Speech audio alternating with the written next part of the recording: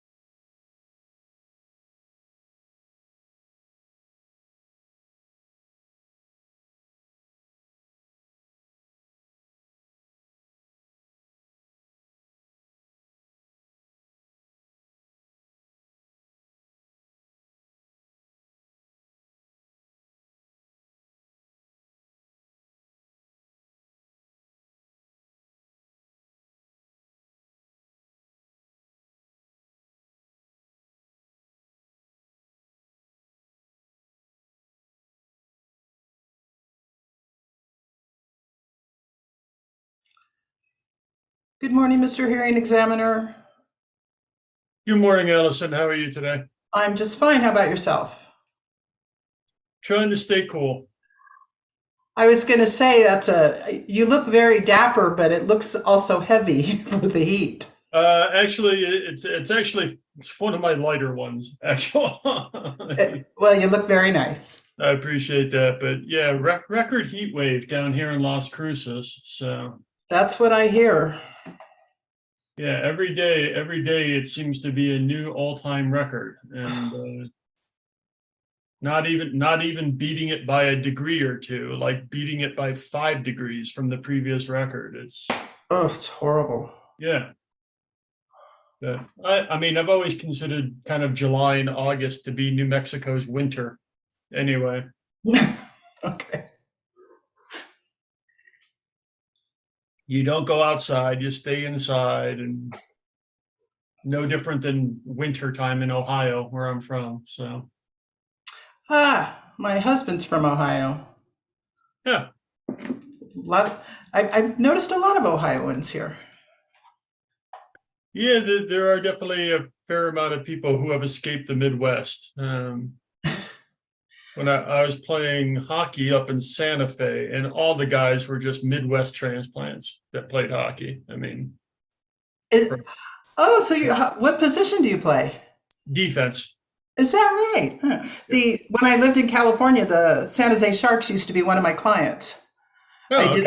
I did all their press announcements for them. Oh, nice. Yeah, I'm a huge hockey fan. Yeah, I am too. I think it's like the last reasonable sport remaining of all the professional sports. I knew I liked you. Yeah, I appreciate that. But yeah, hockey fans recognize each other for sure.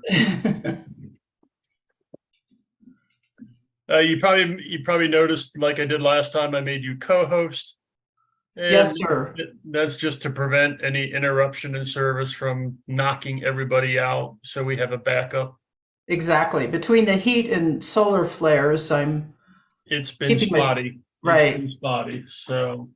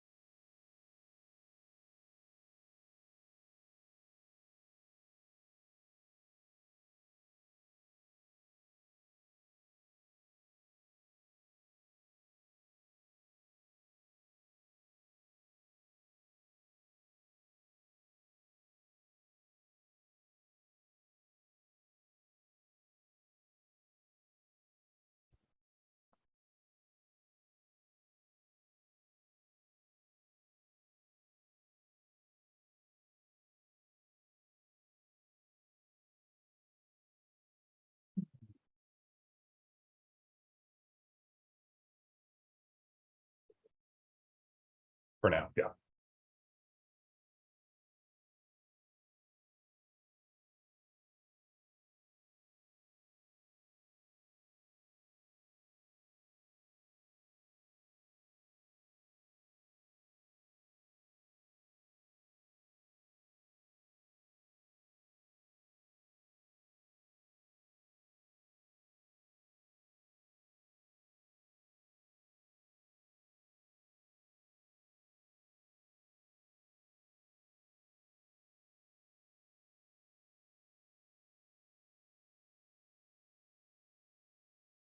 Madam Court Reporter, can you hear me okay?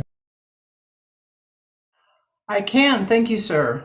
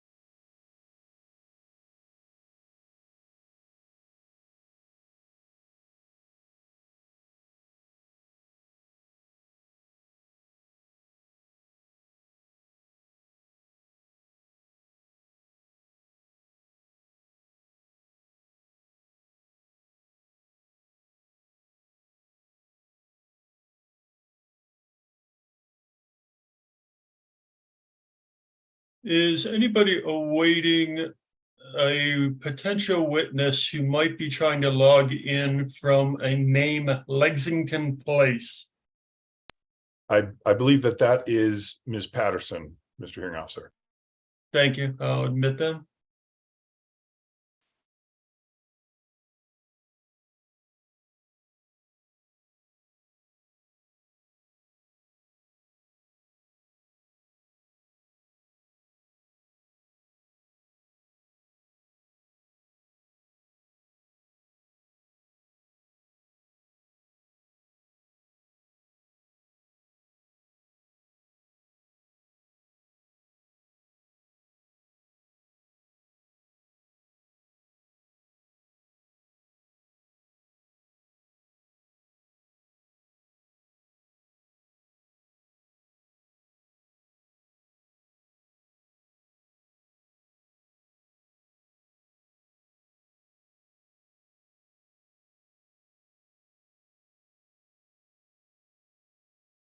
Okay, I have 9 o'clock on my clock. Madam Court Reporter, are we ready to begin? Thank you. Good morning, everybody. We are here for a public hearing in case number 22-00284 TREN and 22-00301 TREN in the matter of the investigation of Enchantment Towing LLC and Albuquerque Courtesy and Parking LLC.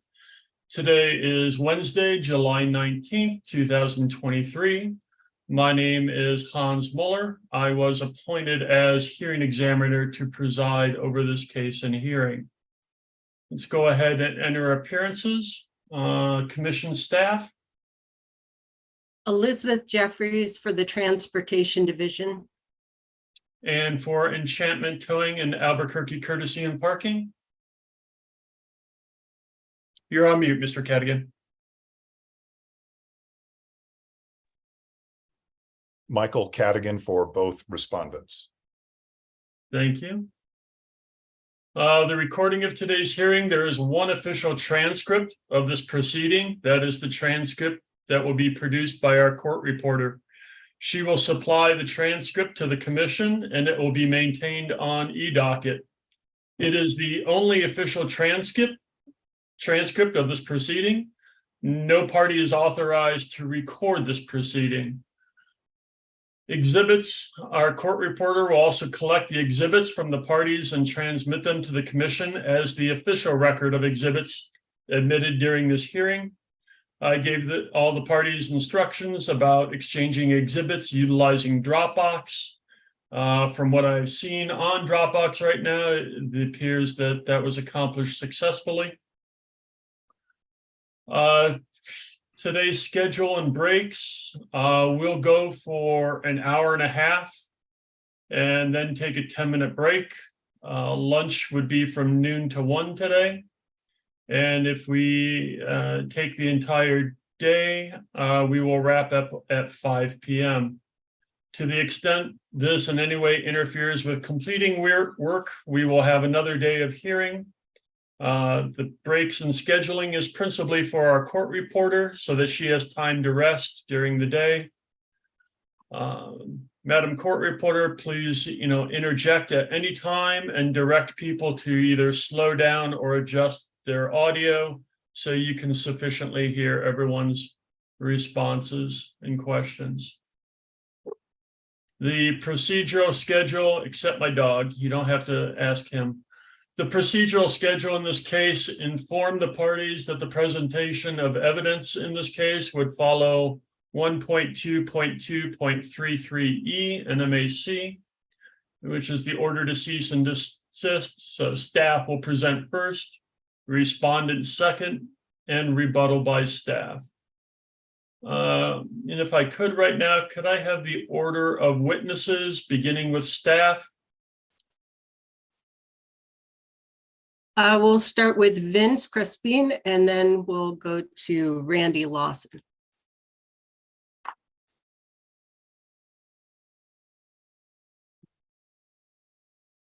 And Mr. Cadigan, what is your proposed order of your witnesses today? We would have Mr. Peck, Ms. Patterson, and I learned yesterday, Ms. Navarro is not available.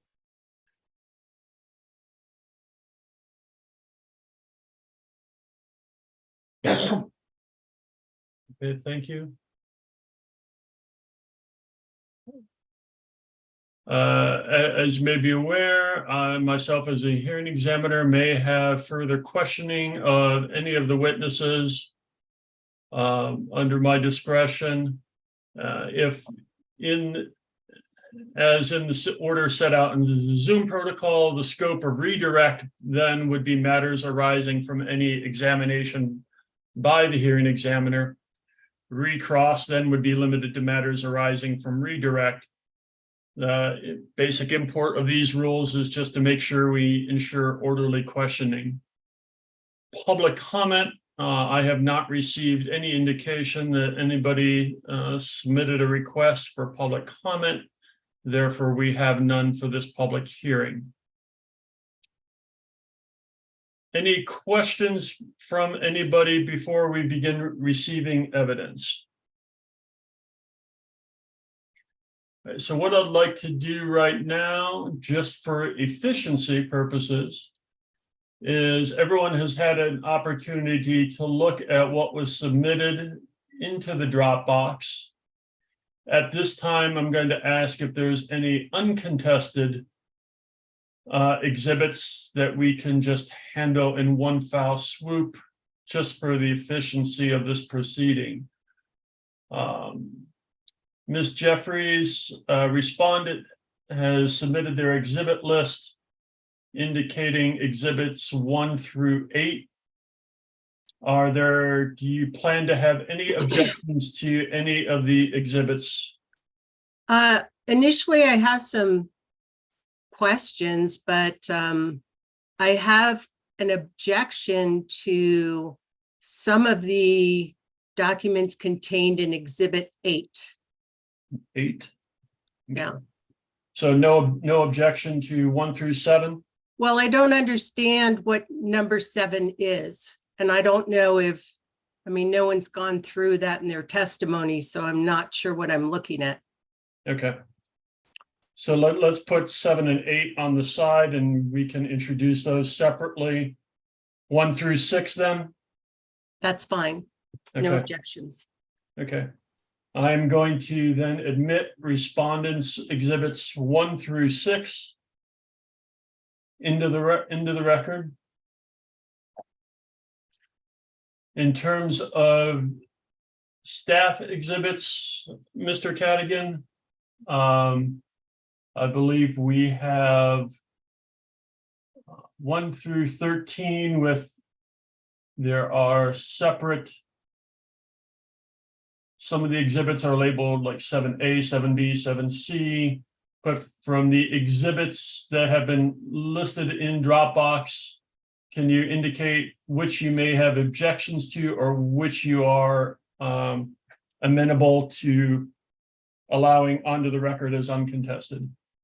Mr. Hearing Officer, I will stipulate to Exhibit 3, which is the ACP contract, and I will object to the remainder. Okay. Exhibit 3, staff exhibit 3, the ACP contract then will be admitted into evidence and onto the record. And we will hold off on the remaining exhibits.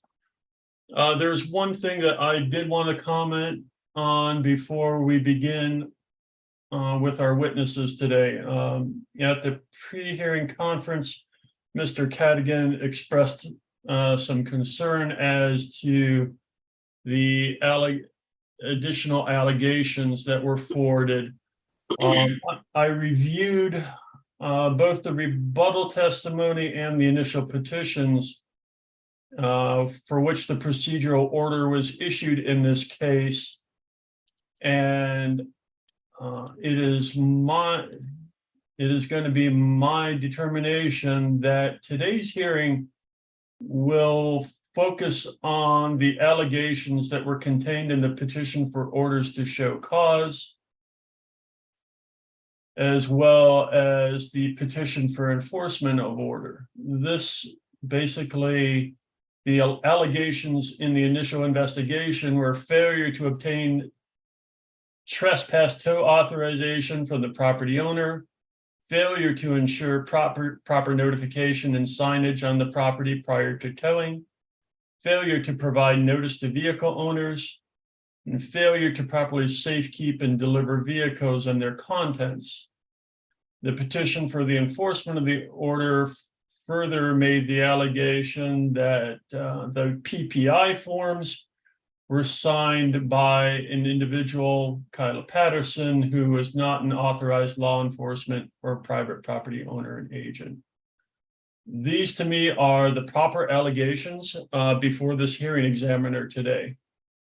Any further allegations that may have been mentioned in any of the testimonies but have not been outlined or requested via petition from staff, I am not prepared to take evidence as to those allegations today.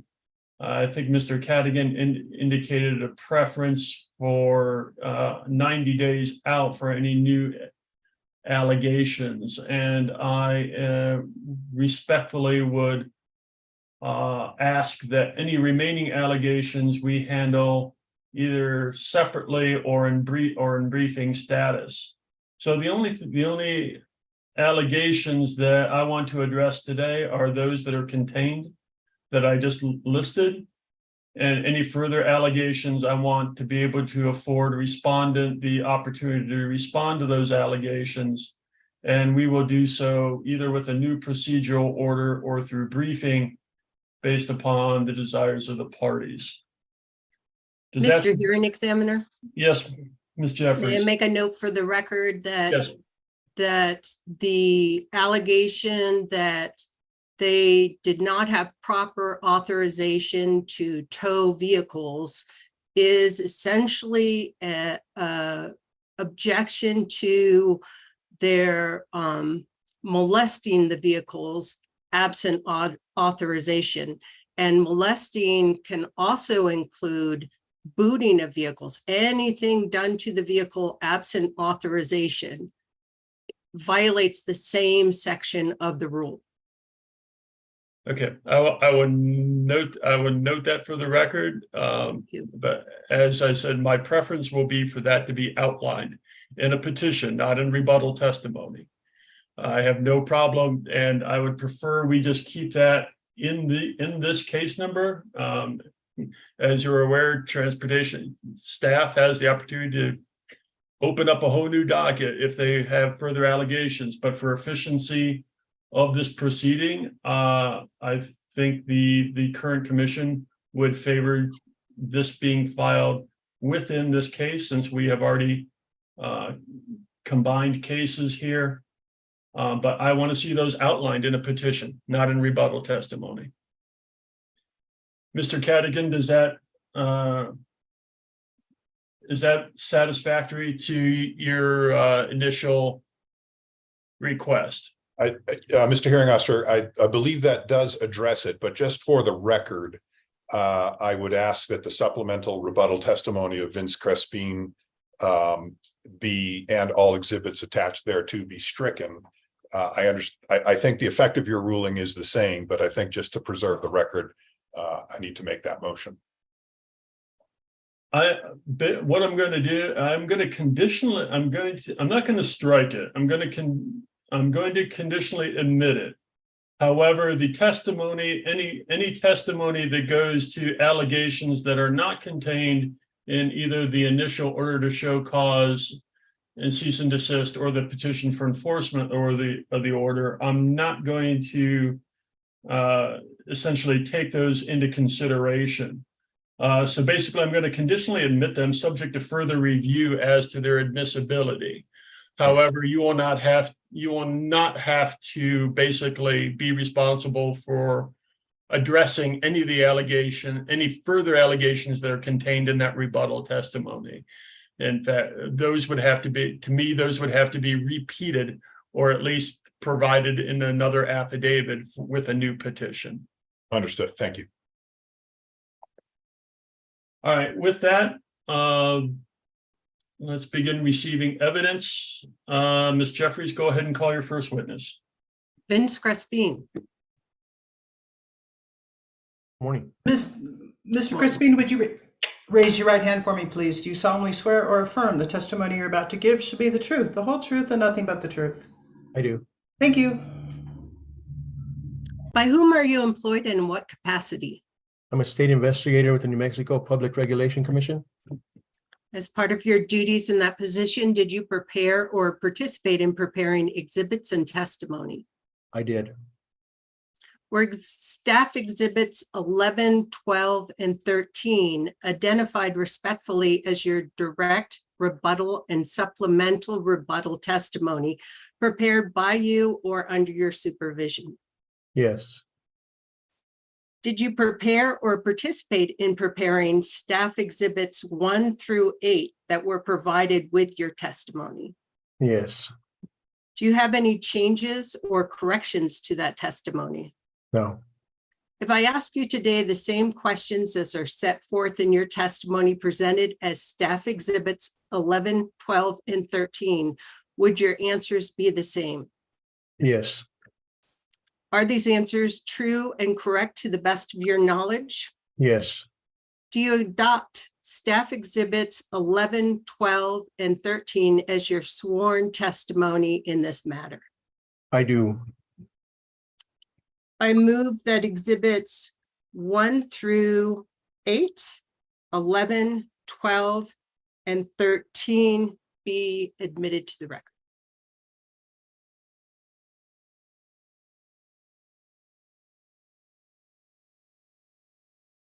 And I'm passing the witness.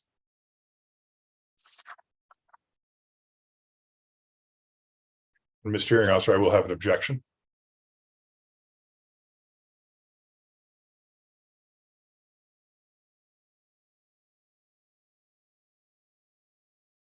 Go ahead and state your objection, Mr. Cadigan.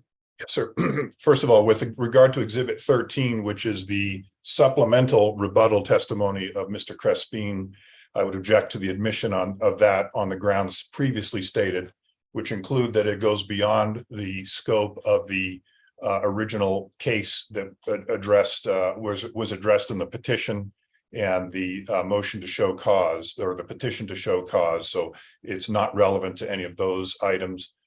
Secondly, it contains information that was the result of an investigation that appears to have been complete on June 20th of 2023, and staff withheld the report until July 14th, 2023, thereby depriving the respondents the opportunity effectively to respond.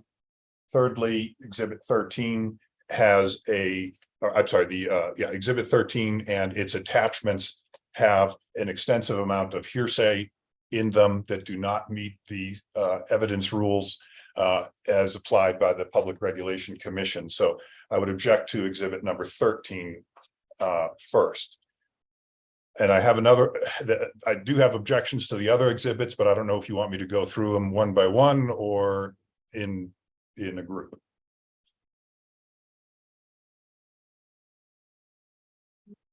Let's go. But to the extent that you have a group objection, why don't you state that first, and then we can go through one by one. That's the only one. I really can't group them. I think they're all different, Mr. Hearing Officer. So I probably have to go through them individually. Okay. Let's begin. Yes, sir. So I would object to Exhibit 1, which is the investigative report, on the grounds that it is replete with hearsay and Mr. Crespine's opinions as to the law rather than facts. They are not statements of fact to which he can swear.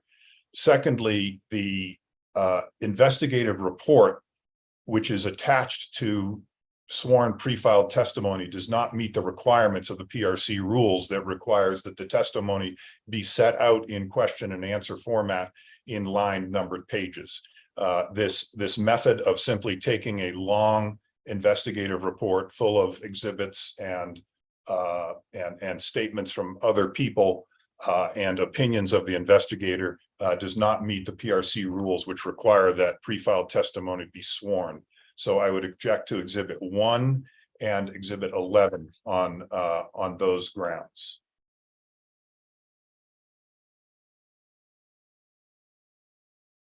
And I'll go on if you'd like. Exhibit 2, that's the supplemental report. I would object on similar grounds because it has an enormous amount of hearsay, triple hearsay, and quadruple hearsay. It also is irrelevant because it alleges a large amount of conduct which is not illegal under Public Regulation Commission regulations. And it contains a great deal of Mr. Crespine's internal musings, opinions, and does not in large part relate to facts that show a violation of any ordinance or statute or regulation.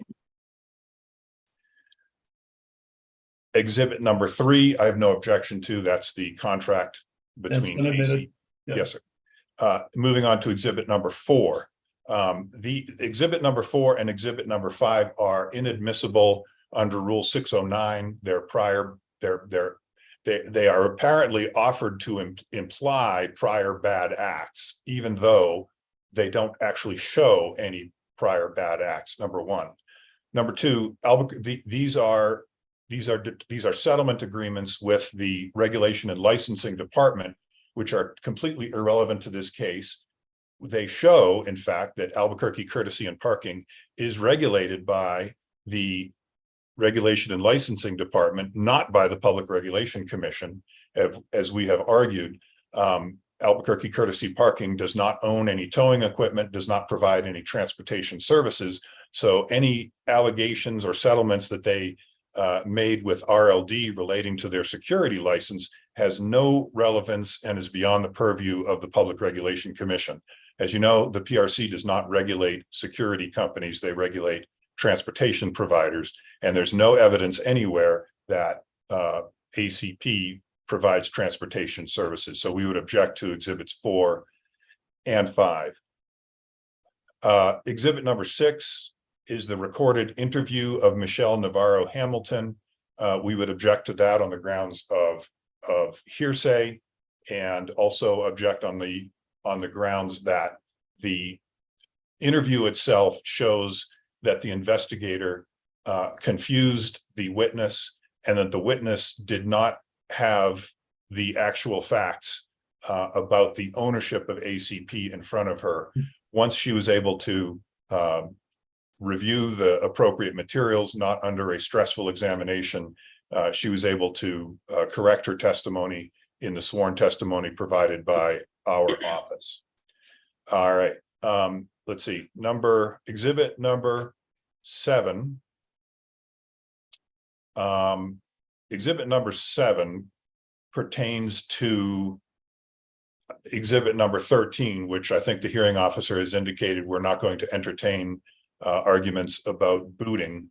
And so I think that I would object to exhibit number 7 on the grounds it's outside the scope of the petitions that are at issue here, and also on the grounds that these materials were not produced until long after they were available, and they are not rebuttal testimony. Those would be appropriate direct testimony, not rebuttal testimony. Moving on to number 8, exhibit number 8, which is a screenshot of the RLD's website. I would object to that on the grounds of hearsay and relevance, whether or not Albuquerque Courtesy and Parking, whether their security patrol operation is licensed, is not relevant to any issue here. The PRC has no authority to regulate security companies, and that is a completely separate matter with no relevance to this case.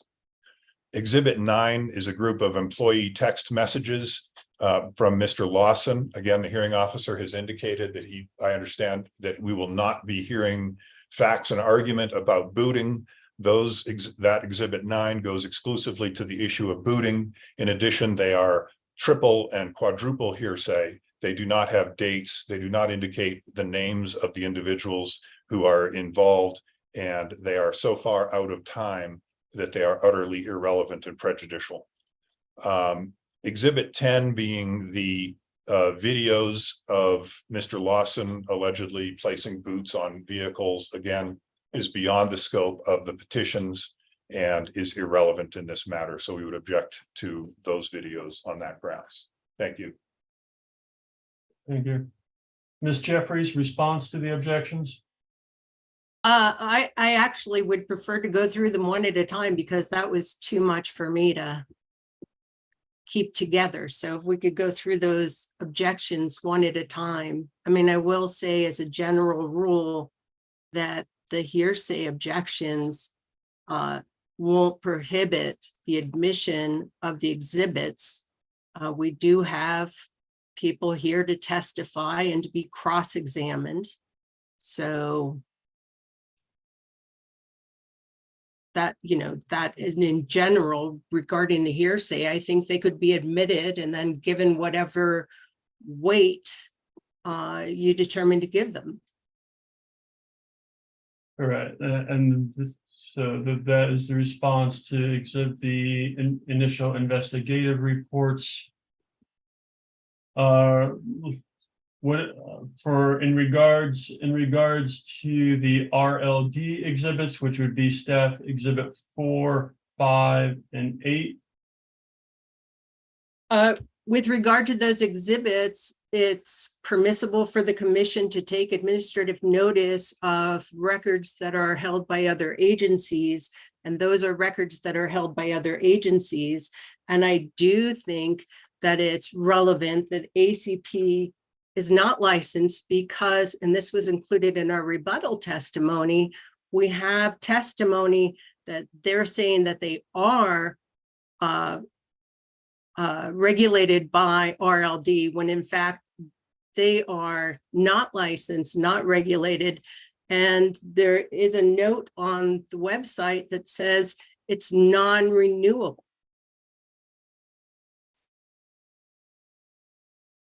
Okay. And regarding staff exhibit 6, Mr. Cadigan, you indicated that Ms. Navarro was unavailable today. Is she intending on making herself available at if we were to do another hearing, I mean, did something come up today, or what is her status? I was advised yesterday, number one, that she's on vacation and not willing, absent a subpoena, to appear. I was also advised that her interaction with Mr. Crespin was so disturbing that she did not choose voluntarily to be involved in this matter further. Okay, understood.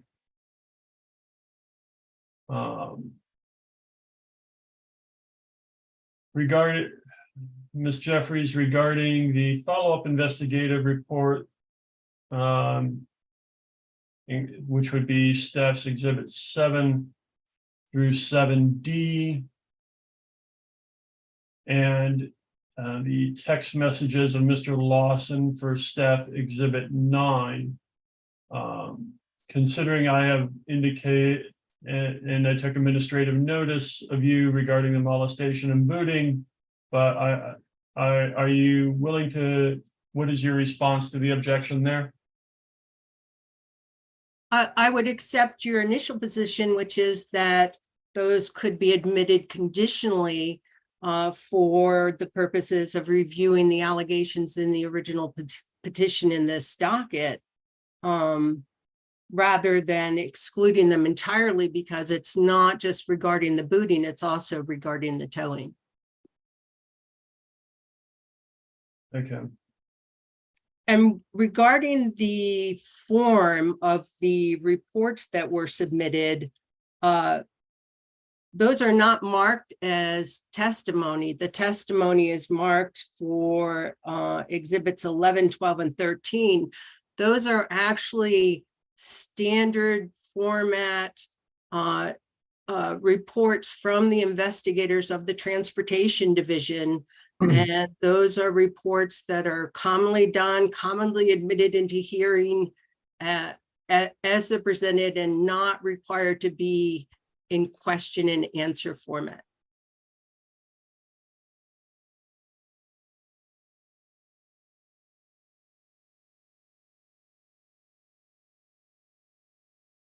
And frankly, I don't know if I've addressed all of the objections at this point.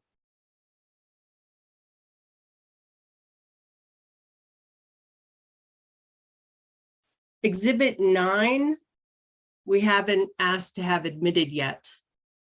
So exhibits 9 and 10, A and B, we have Mr. Lawson here to speak to those exhibits. And those were things that he sent me recently that I would need him to explain in order for us to move them into the record. So I'd like to hold off on those 3. 9, 10A, and 10B. 10B, okay. Yeah. Making sure I had the proper 3 in mind. So here's what I'm going to do. I'm going to allow staff exhibit 1 and 2 into the record.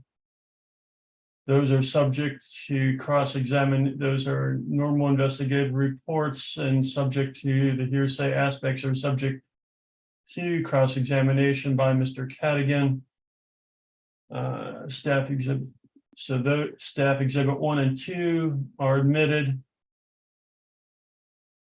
In regards to staff exhibit 4, 5, and 8, those are admitted onto the record, limited to the jurisdictional claim of whether RLD has jurisdiction over the parties, and they are not admitted as to alleged conduct of ACP. Regarding staff exhibit So that would be staff exhibit 4, 5, and 8. Regarding staff exhibit 6, that is conditionally admitted, subject to further review as to admissibility and potentially a subpoena to Ms. Navarro to testify. Just make my notes here. Staff exhibit 7, including 7A, 7B, 7C, and 7D, are conditionally admitted, subject to further review as to admissibility, as to the towing claims.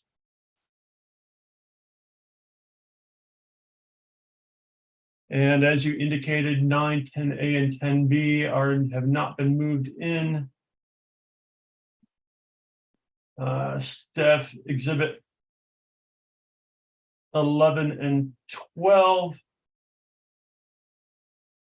are admitted, and as I indicated before, staff exhibit 13 is going to be conditionally admitted, subject to my prior limitation that to the extent that it contains further allegations, those are not going to be and any of the further allegations will not be heard into evidence today. That'll be subject to a further hearing.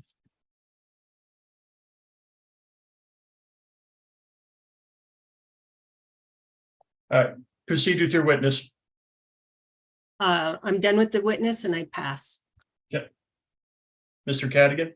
Yes, Mr. Hearing Officer, I'm not sure if I missed it, but I would ask that the witness be placed under oath. I believe he was. He was. All right, thank you. Mr. Crespin, you state in your direct testimony that you have 25 years of law enforcement experience, correct? I do. You were terminated by the Espanola Police Department in connection with an allegation that you embezzled public funds, correct? I was, yes. And you filed a lawsuit in connection with that, correct? I did. And you lost that lawsuit, correct? Well, we lost, my attorney he missed some deadlines, yes. All right, sir. And you had your law enforcement certificate revoked by the state of New Mexico, correct? No, that's incorrect. It was suspended. I'm sorry, you're correct. Your law enforcement certificate was suspended by the state of New Mexico? It was. And what period of time was it suspended? It was suspended for a total of 3 or 4 months. And when was that, sir? Oh, I'm sorry. That was 2009, 10, All right. 11, Yes, maybe in that time frame. and were you sanctioned for conducting law enforcement activities while your certificate was suspended? I was. Okay. Who were you working for when you were sanctioned for conducting law enforcement without a certificate? Rio Arriba Sheriff's Office. Okay. And were you terminated from the Rio Arriba Sheriff's Office? No, I wasn't. All right, sir. I'd like you to take a look at your direct testimony. Do you have that in front of you, sir? I do. All right. You note that Mr. Peck, I'm sorry, I'm looking at page 3 of your report, which is attached. Do you have that in front of you, sir? Hold on. Let me get to the report.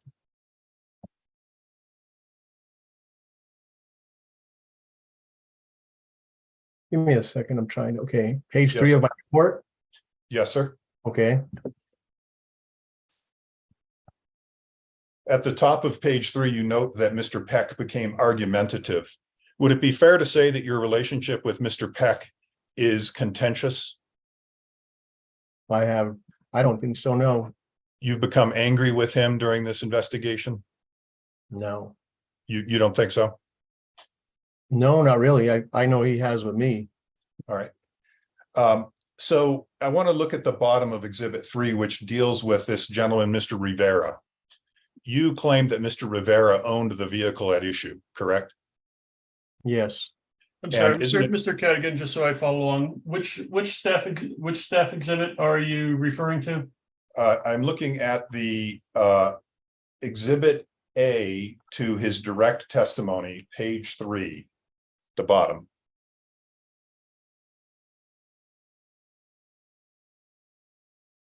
which is the staff report. Okay. And Mr. Hearing Officer, this demonstrates the problem with the PRC staff's practice of attaching many, many pages of reporting, makes it difficult to deal with. At any rate, Mr. Crespin, Yes, you reported that Mr. Rivera owned the vehicle, correct? Mr. Rivers, yes, Mr. Rivers, I apologize. And it turns out Mr. Rivers did not own the vehicle, isn't that correct? well, it wasn't in his name, And under New Mexico law, whoever's name is on the title is the owner, correct? correct, All right, sir. And you also determined in your investigation that the vehicle was in fact illegally parked, correct? yes, And you understand, don't you, that the city of Albuquerque requires apartment complexes to maintain parking controls to control criminal activity within apartment complexes? I'm not familiar with their laws or their ordinances. All right, so you're not familiar with the city of Albuquerque's safe living spaces ordinances? No, sir, Are you familiar with the city of Albuquerque's parking ordinances? no, Objection relevance. Sorry, I should have said objection and waited. I forgot, sorry. Yes. Please, just for purposes of the record, when you make an objection, state objection, and I will address you. Just for clarity of for the court reporter. All right, Mr. Crespin, could you look at page 5 of your report, please? yes, sir. Okay, I want to refer you to the the fourth paragraph, unnumbered, no line numbers, no paragraph numbers, but the fourth paragraph, which begins, I was discussing the contracts with Mr. Peck. okay, And you say, quote, I asked him, so you have no involvement in ACP? He replied, quote, I have no involvement in ACP, unquote. In this context, I am referring to Enchantment towing. Do you see that language there? I do, So in your report, you're confusing Albuquerque courtesy and parking with Enchantment towing, correct? no, I was talking to him about Enchantment towing and he brought up ACP. So he did not, do you have any evidence that Mr. Peck actually is an owner of ACP, Albuquerque Courtesy Parking? I don't have any with me right now, no, So Mr. Peck was telling the truth when he told you that he had no involvement in ACP, correct? yeah, he was. All right. I don't think we were talking about that though, but yeah, And you recognize that there are 3 different companies at issue here, correct? You have Enchantment Parking, Albuquerque Courtesy and Parking, and Auto Shackles LLC. Do you recognize those 3 as independent corporations under New Mexico law? I don't know who Auto Shackles is. Okay, so you didn't bother to find out who was operating the booting activities? No, Objection.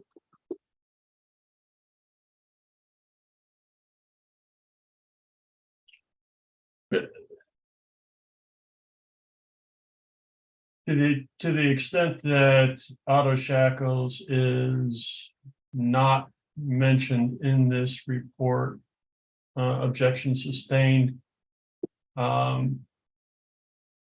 It's that answer is self-evident based upon the report. All right, sir. I'll move on. Thank you, Mr. Hearinghouse. Mr. Crespin, in page 5 of your report, the bold quotation from the PRC regulation 18.3.12.14. Do you see that? I do. All right. Would you agree with me that the written authorization must contain the name and signature of the lessee's agent? I do. All right. And the authorization, the private property impound authorization form, which is attached as Exhibit B to your direct testimony, has the name and signature of Kyla Patterson. Would you agree with me? Yes, And it also identifies ACP. It says Kyla Patterson, ACP, correct? right.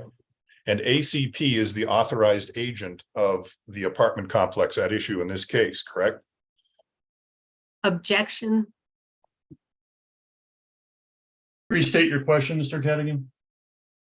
ACP is the authorized agent of the owner of the apartment complex at issue in this case, correct? Objection. Mr. Cadigan, please, I think we're making a statement there. I would prefer you ask Mr. Crispin if it, in his knowledge, All right. is that you're making more of a statement than a question. So, Mr. Crispin, are you aware that ACP, Albuquerque Courtesy and Parking, is authorized by Monarch Properties, the owner of the apartment complex at issue here,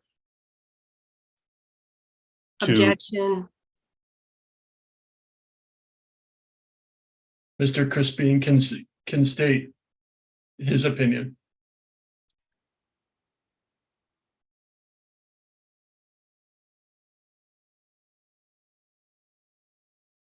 Finish the question? do you understand, based on the ACP contract with Monarch Properties, that ACP is the authorized agent of Monarch Properties for the purpose of patrolling the parking lots and arranging for tows? Yes, And do you understand that Kyla Patterson is an employee of Albuquerque Courtesy and Parking? yes, And again, looking at the private property impound form, it does contain the date and time, correct? yes.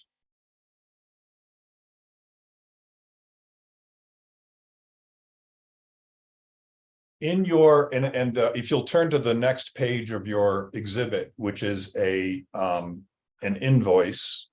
Do you see that? On which exhibit? So I'm looking at exhibit B to your direct testimony.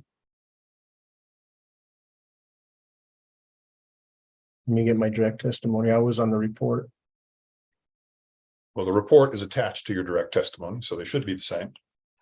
Hold on.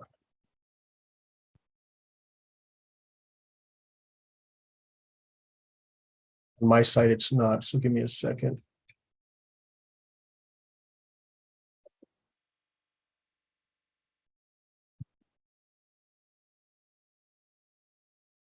Okay, now what am I looking for again? The invoice. Okay, In your report, you stated that Enchantment Towing charged for drive shaft axle removal, even though they didn't perform that service. Do you recall that? yes, And if you look at this, at the invoice, what is the total price for drive shaft axle removal listed on this invoice? it's 0. Okay, so you were wrong about that, correct? If I wrote it, I was wrong. All right.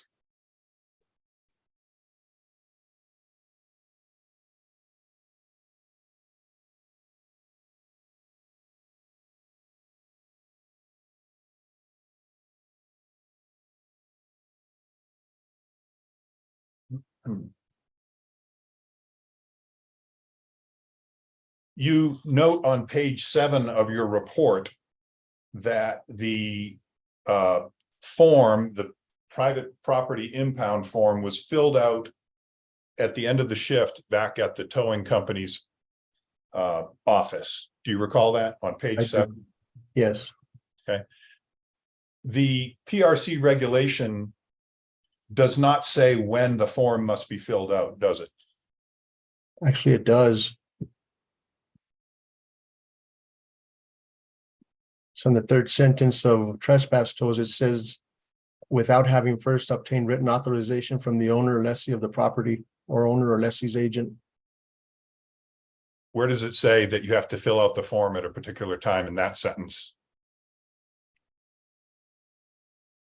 Right there, they have to have the written authorization. So if they have the written authorization first and fill out the form later, that meets this rule, doesn't it? What written authorization do they have? No, I'm asking you the question, sir. If they have the written authorization in advance and fill out the form later, there's nothing wrong with that, is there? The form would be the written authorization, in my opinion. All right, that's your opinion, right? That's the way I interpret the rule. But the rule doesn't say the words that you're using, does it? No, it says that they have to first obtain written authorization. Right. All right.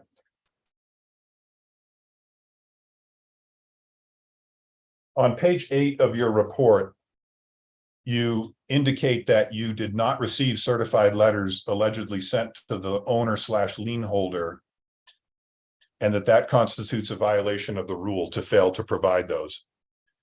Mr. Peck subsequently provided you with copies of certified letters sent to the owner showing that he was properly notified, correct?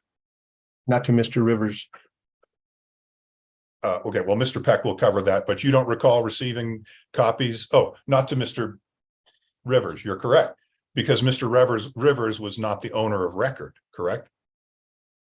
Well, that's incorrect. The statute requires that the owner of record receive a certified letter, correct? That's correct. Yes. All right. And Mr. Rivers was not, is not, never has been the owner of record of the car at issue, has he? Of record, no. All right, sir.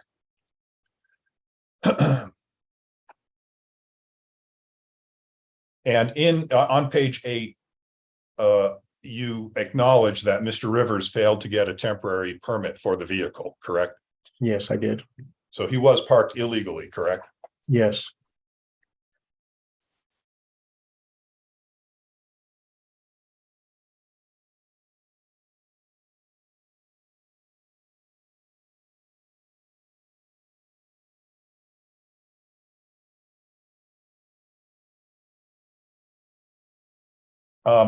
You noted that you felt that the parking area sign was faded on page 10. Do you see that?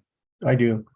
But you do acknowledge that on the property, there were signs that warned people that their vehicle could be towed if it was parked illegally, correct? Correct. Yes.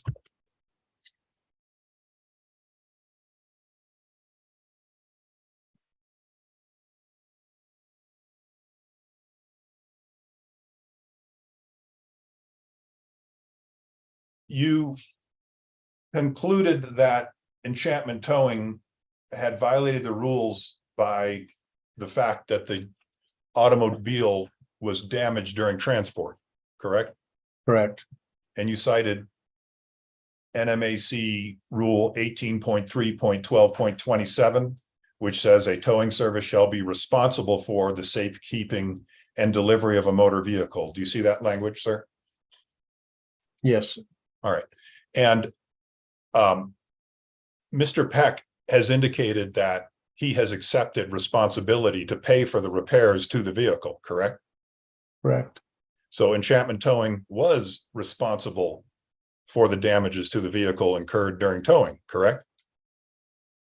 Yeah, you're correct. It's not a violation of the rule every time a vehicle gets damaged during towing, is it? No. It's only a violation if the tow company refuses to pay for the damages, right? Right. All right.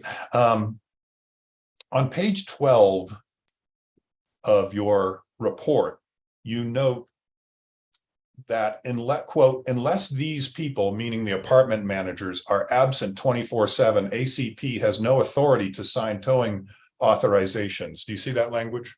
We're at on the page. Page 12, and I'm sorry, your testimony is not line numbered I have it right there. in Yeah. accordance with the rules, so it's hard to find. So we're looking at the first paragraph on page 12. Okay. You wrote, unless these people are absent 24/7, ACP has no authority to sign towing authorizations. You understand, don't you, that Monarch Properties gave ACP full authority to arrange for towing at any time, correct? On the contract they did, but yeah, on the contract they did. Okay.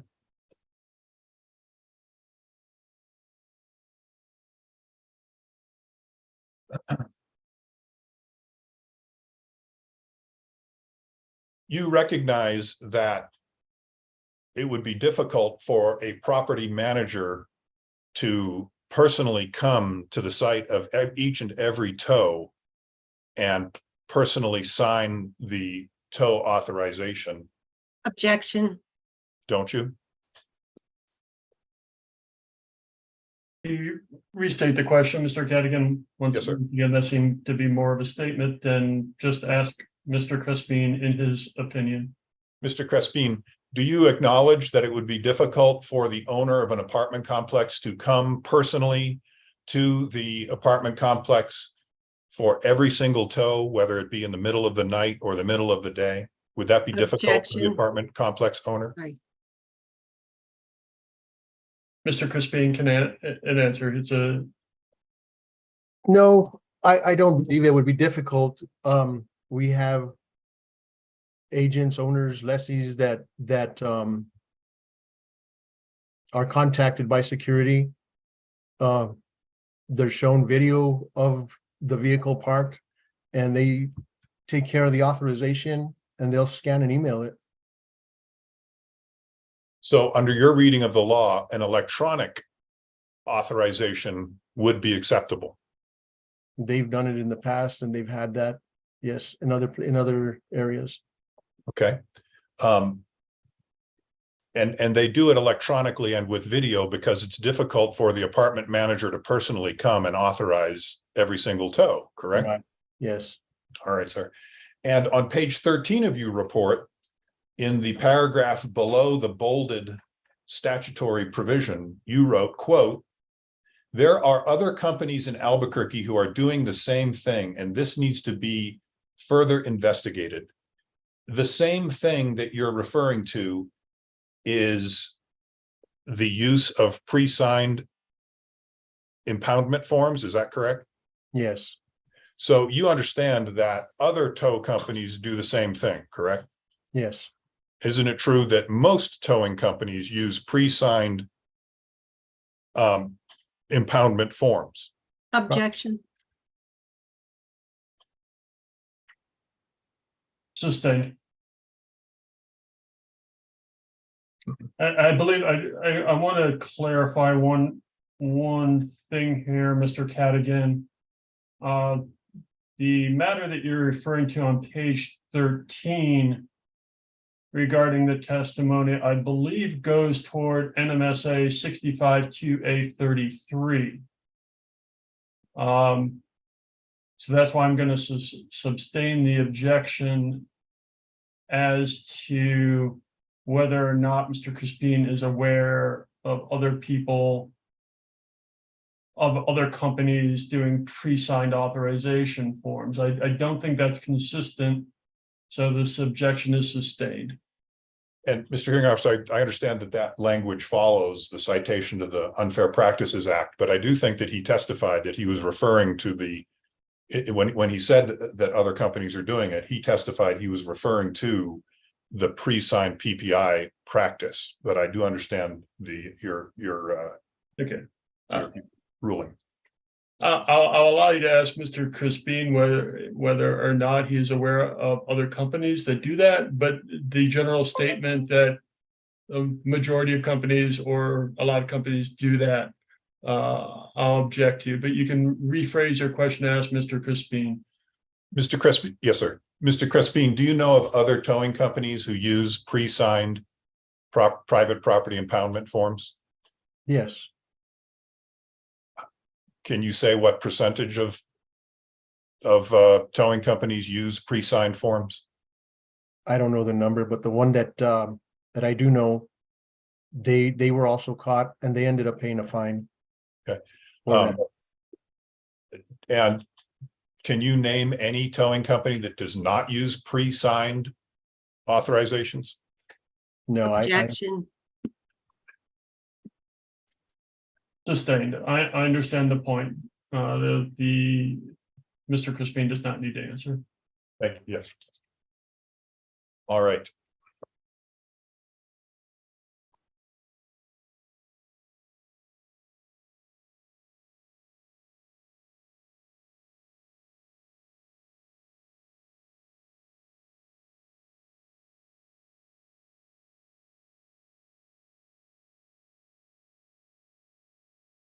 You have further questions for the witness, Mr. Kevin?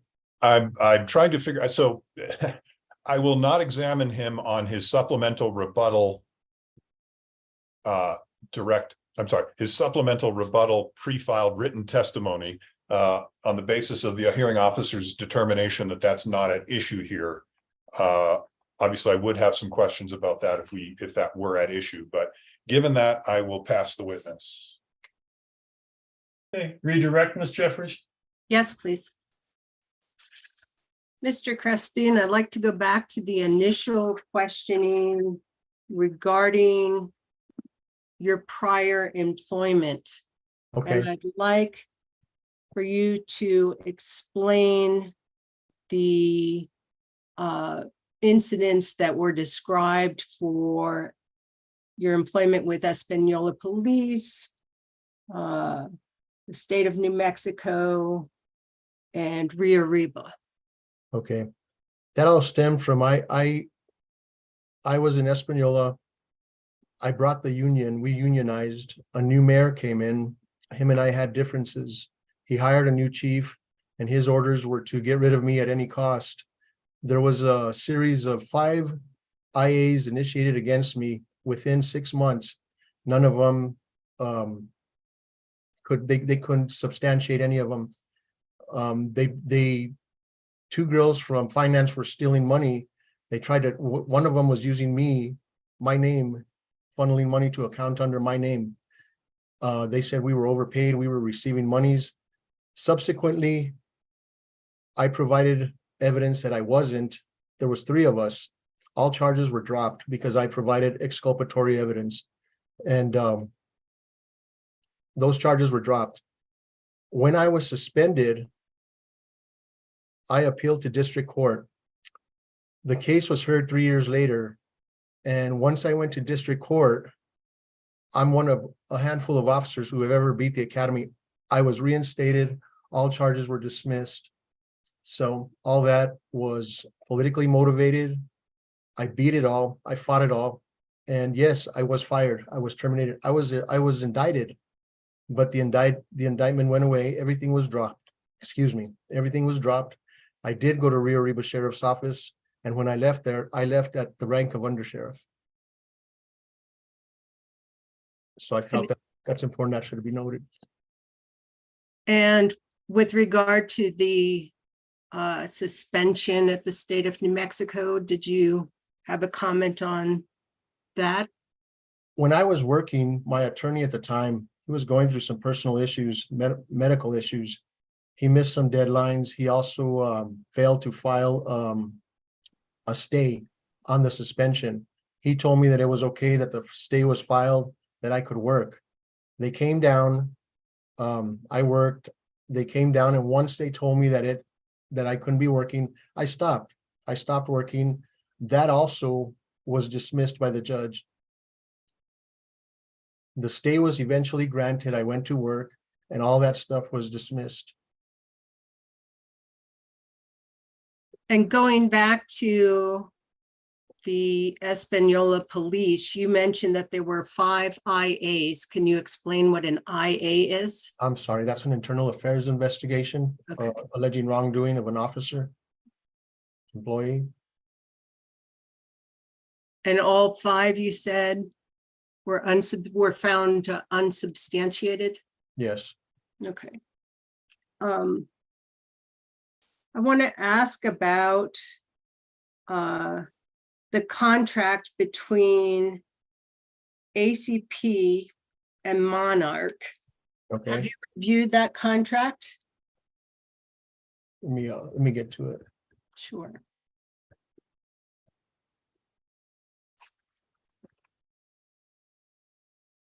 Ms. Jeffries, just for sake of the record, I believe you're referring to Exhibit staff 3. exhibit 3. Yes. I'm there. Do you understand Monarch to be the owner of the properties at issue? I don't believe they're the owner, they're the management company. Do you understand the, oh, I'm sorry, was it your finding that the tow drivers of Enchantment Towing had pre-signed authorizations in their tow trucks. Yes, And who was signing those authorizations to your knowledge? Kyla Patterson. And who is Kyla Patterson? She works for ACP towing and parking, and she is Steve Patterson's daughter. He and Susan Patterson's daughter. Susan Patterson's the owner of ACP.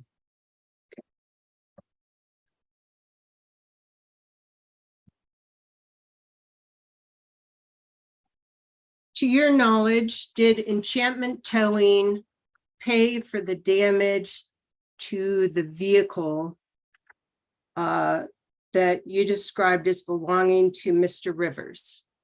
My knowledge, not yet. To your knowledge, was there any accounting for that damage in the assessment of penalties when the lien was filed? I don't understand your question. Ask me again. So Enchantment Towing, in their testimony, explained that the vehicle was put up for auction, that they had a lien against the vehicle.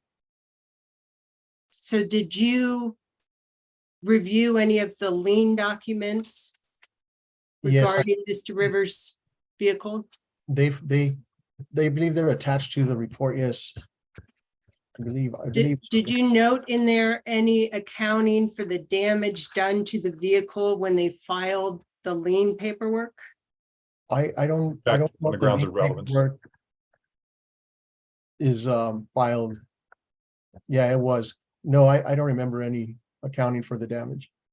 Okay. That's all I have. Yeah, Mr. Crispin, I have a couple questions Yes, sir. regarding your testimony. Under your investigative report, you had indicated that you're aware that other towing companies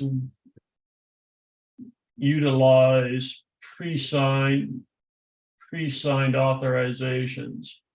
Now, if I look at the rule itself, 18.3.12.14, if I look at the second part of that, it indicates written authorization shall include the name and signature of the owner or lessee of the property, or the name and signature of the property owner's or lessee's agent, if different, the location of the private property, the amount of time the motor vehicle has been on the property, a description of the vehicle, the date and time the towing service removed the vehicle from the property, and a statement by the owner, lessee, or agent that the vehicle is illegally parked.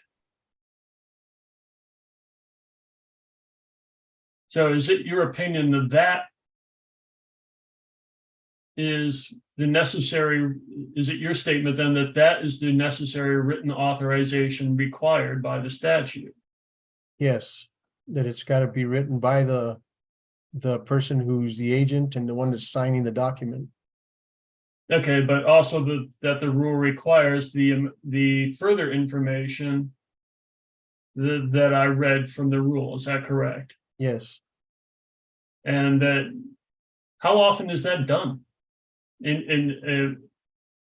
Or is it more common for you to see that it's just signed by the property owner or agent? Or is it standard that the bottom part here is not adhered to? On this case here, they were just, the tow truck drivers had a signed copy of the PPI form. All that had was Kyla Patterson's name, and the tow truck drivers were filling out the rest. I understand that. Is in your experience, however, when you see a PPI form, do you see it completely filled out, or do you just see a written authorization signature? No, they're completely filled out. Right. And that would it be your opinion then, if it was not completely filled out, that there's a potential violation? Yes. All right. Ms. Jeffries, do you need any redirect from my examination? No, Mr. Cadigan, any recross? No, Mr. Hearing Officer. All right. Ms. Can we Jeffries, do excuse you have the any, witness? without any further questions, Mr. Crispin can be dismissed. Thank you. thank you. Next witness, Ms. Jeffries. Next witness, we call Randy Lawson. Mr. Hearing Officer, I will raise my objection to calling this person as a witness. He was not timely identified. His testimony has to do with a matter that is outside the purview of the petitions filed in this matter. And the staff knew about his testimony for almost a month before they notified the respondent of the existence of this witness on the Friday before this Wednesday hearing, which impaired our ability to prepare and investigate this witness's claim. So I would move that he not be permitted to testify. I acknowledge your objection. I am going to, due to the fact that the PRC is supposed to handle this in an efficient manner and timely manner, I'm going to permit his testimony only to the extent that staff had indicated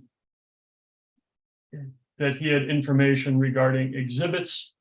And I believe staff is already of the opinion, I mean, he is available for cross-examination today. I understand that you feel the time is limited. However, I am going to allow him to testify as to the exhibits.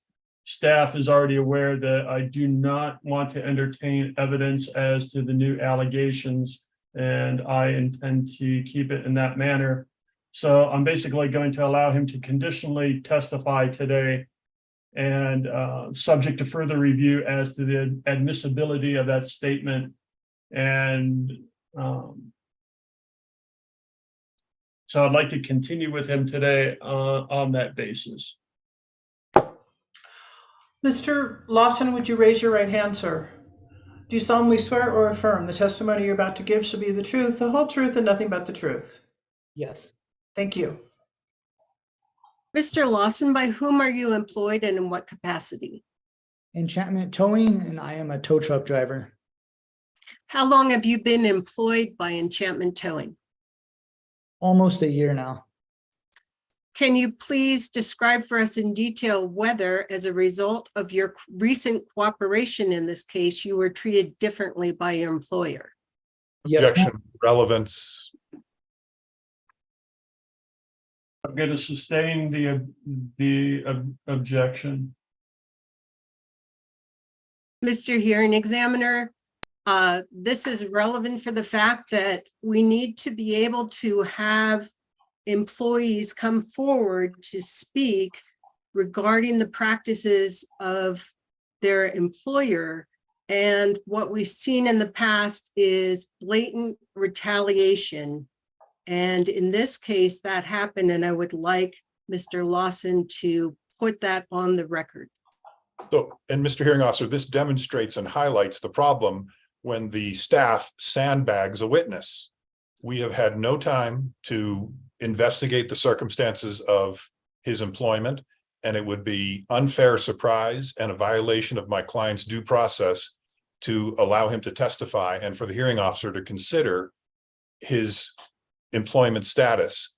And we would need time to develop that and also rebuttal to what he, I suppose, is going to say about why he thinks his employment status was changed. So this is the problem when you sandbag and tell the other side about your witness essentially 2 business days before the trial. Okay. I'm going to limit testimony regarding employment status. A retaliation claim, A, would be a further allegation, and this hearing examiner considers that potentially beyond the jurisdiction of the PRC. A retaliation employment claim would probably be a district court matter. I understand the importance of preserving employee testimony. However, for purposes of today's proceeding, I would prefer that we stick to the evidentiary matters at hand. So I'm going to sustain the objection as to the employment claims. We'll move on. Mr. Lawson, in your position as a tow truck driver for Enchantment, who are your supervisors? The supervisors are Steve Patterson and Jeremy Peck. Did you receive directives from anyone other than those supervisors? No.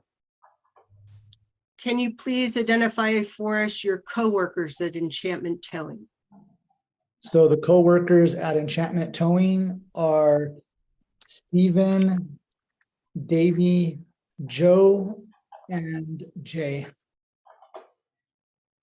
I'm sorry, I didn't hear the last one. Stephen, did you mean Stephen Patterson? No, Stephen Valeri, I believe his last name is.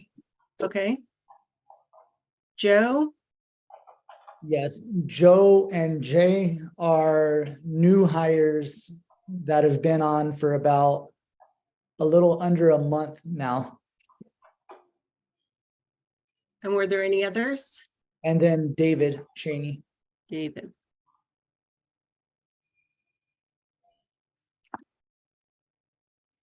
Based on your knowledge and experience, and as I read the names to you, could you please tell us, would you consider each of the following Enchantment Towing coworkers to be trustworthy individuals? And please provide detail. I'm gonna- Joseph, Objection. This is beyond the scope of the petition. And this kind of information should have been in pre-filed written testimony. And again, it was this kind of information was not even in the investigative report, and staff is sandbagging and intentionally delaying disclosing information to the other side. So I would object to this, and it's also inappropriate impeachment of a witness who's not even going to be called as a witness in this case. Mr. Hearing Examiner, they presented evidence. I'm not going to allow Mr. Lawson to testify as to the overall trustworthiness. If Mr. Lawson has a specific example that he can testify to, I will conditionally hear that, subject to allowing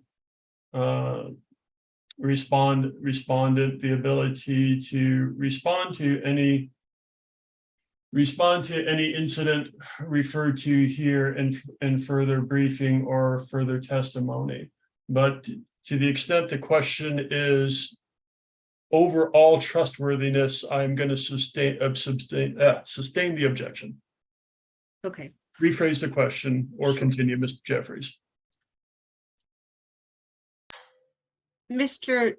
Lawson, do you have any personal knowledge as to the truthfulness of, I'm going to read all the names of the following coworkers that submitted affidavits in this case: Joseph Bauman, Stephen Goldman, Stephen Valerie, or Destiny Ortiz? So I know only one of those individuals has been with Enchantment Towing long enough to really give any kind of like affirmation of the employment at Enchantment Towing, which is Stephen Valeri. The other employees haven't been at the facility long enough. They just barely got sent out on their own to start towing about 2 weeks ago. And then Destiny has been in the office for about a month now.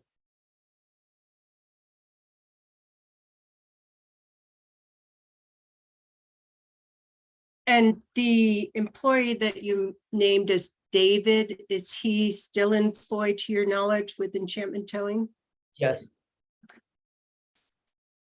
Please tell us who you understand to be the owner or owners of Enchantment Towing. the owners of Enchantment Towing are Steve Patterson and Jeremy Peck. This is Mr. Hearing Officer. I object on the grounds of hearsay. He has no idea who the owners are. The actual ownership is of record in this case. And this witness has no knowledge of who the actual owners are.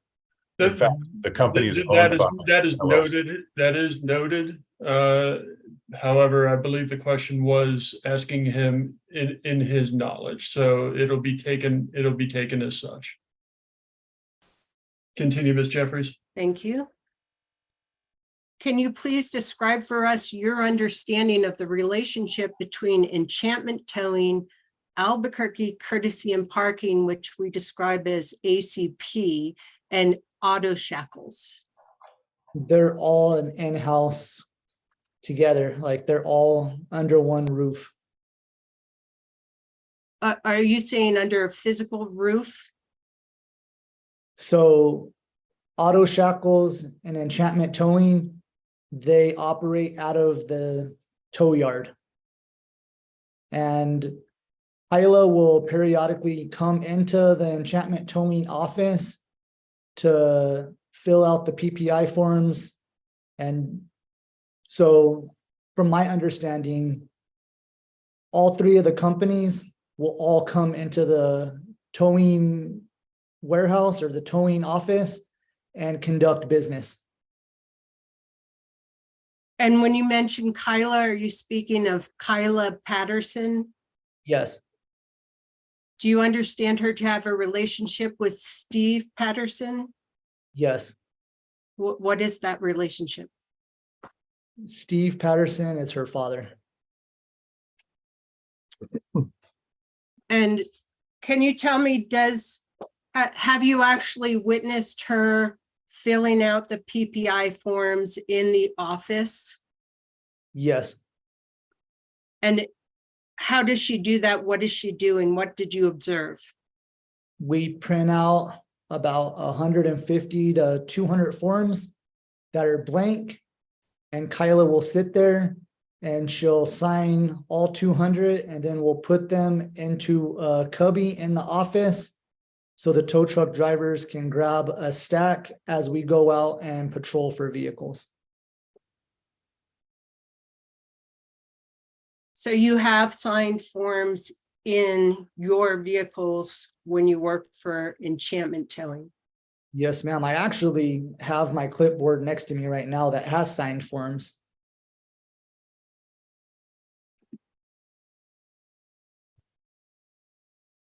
Can you tell me if you are aware of any contracts between Enchantment Towing, ACP, and Auto Shackles? I'm going to object on the grounds of foundation. He has no way of knowing the actual facts regarding contracts. He's simply an employee not involved in ownership or management. He would just be guessing. I'm gonna agree with that objection. Can you please describe for us your typical workday at Enchantment Towing regarding private property impounds of vehicle? So for me personally, I would show up to work at 10 o'clock at night. I have a quota that I have to meet of 5 vehicles. I try to rotate complexes that were authorized to go patrol. So I'll go out and I'll immediately start looking for vehicles that, under what's been told to me, that I can tow. And then tow them back to the yard, call the vehicles into APD. So if the individual that had their vehicle taken into possession calls, they know it was not stolen.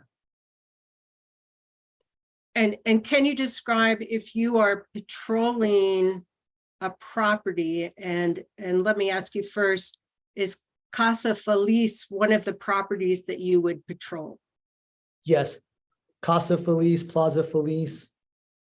those complexes are ones that we've been told that they want us to hit on a regular because they're permits. And there's usually quite a few vehicles that are in violation over in that location. So are you identifying the vehicles that need to be towed, or are you being told which vehicles to tow? I show up on the properties and I get out of my tow truck and I start to walk the complex to identify vehicles that either have expired registration, no parking permit, parked in a handicap, fire zone, or illegally parked. And then I take the recourse on if I feel like I can justify that vehicle was towable. And then what is your process once you've identified a vehicle that's towable? I will hook up to the vehicle and I will make sure I take a picture of a sign. If a sign is present on the property, if there's not a sign present on the property, I will reach into my tow truck and I will remove an Enchantment towing sign and I will place it on the property, then take a photo and exit the property and bring the vehicle back to the tow yard and then call in to 242 cops to relay that the vehicle has been impounded.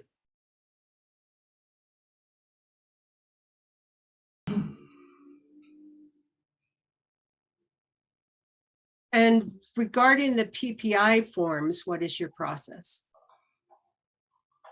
I carry on me at all times at least 30 PPI forms. So I just fill out the PPI form and I turn it in at the end of the night. Have you witnessed other employees of Enchantment Towing utilizing PPI forms in the same manner? Have you actually observed them doing that? I'm going to object. He would have no foundation to know that. Tow truck drivers go out by themselves. He would have no way to observe what other tow truck drivers are doing. So foundation. Mr. Lawson, have you ever worked alongside of another employee of Enchantment Towing, whether you were in separate tow trucks or the same tow truck? Yes. When I was trained in how to be a tow truck driver by Stephen Valeri, he had these pre-filled out PPI forms. When I trained David Cheney, he and I actually share the same clipboard with the pre-filled out PPI forms. So it's your understanding that that's common practice by the employees of Enchantment Towing? Yes, that's the standard protocol.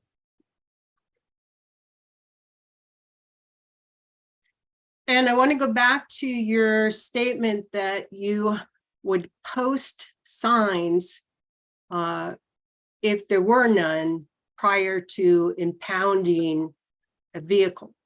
Can you tell me if you typically maintained signs to warn the public that vehicles could be towed? Did you typically maintain those signs in your vehicle?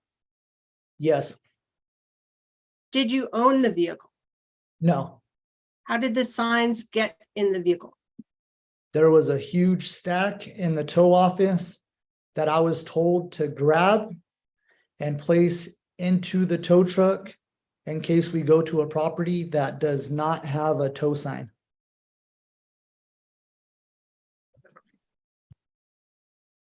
How often was it the case that you would find the signs to be missing? Mr. Hearing Officer, I'm going to object at this point. Again, this is completely new testimony, not contained in any pre-filed materials. We've had no opportunity to determine the veracity of these claims. It's not part, the petition for order to repair and release motor vehicle and the other petitions that have been filed do not address this allegation. So this is unfair surprise, violates due process, and I would ask that there be no further questioning on this and that the answers to those questions be stricken from the record. I'm gonna Mr. agree. Hearing I'm gonna, Examiner?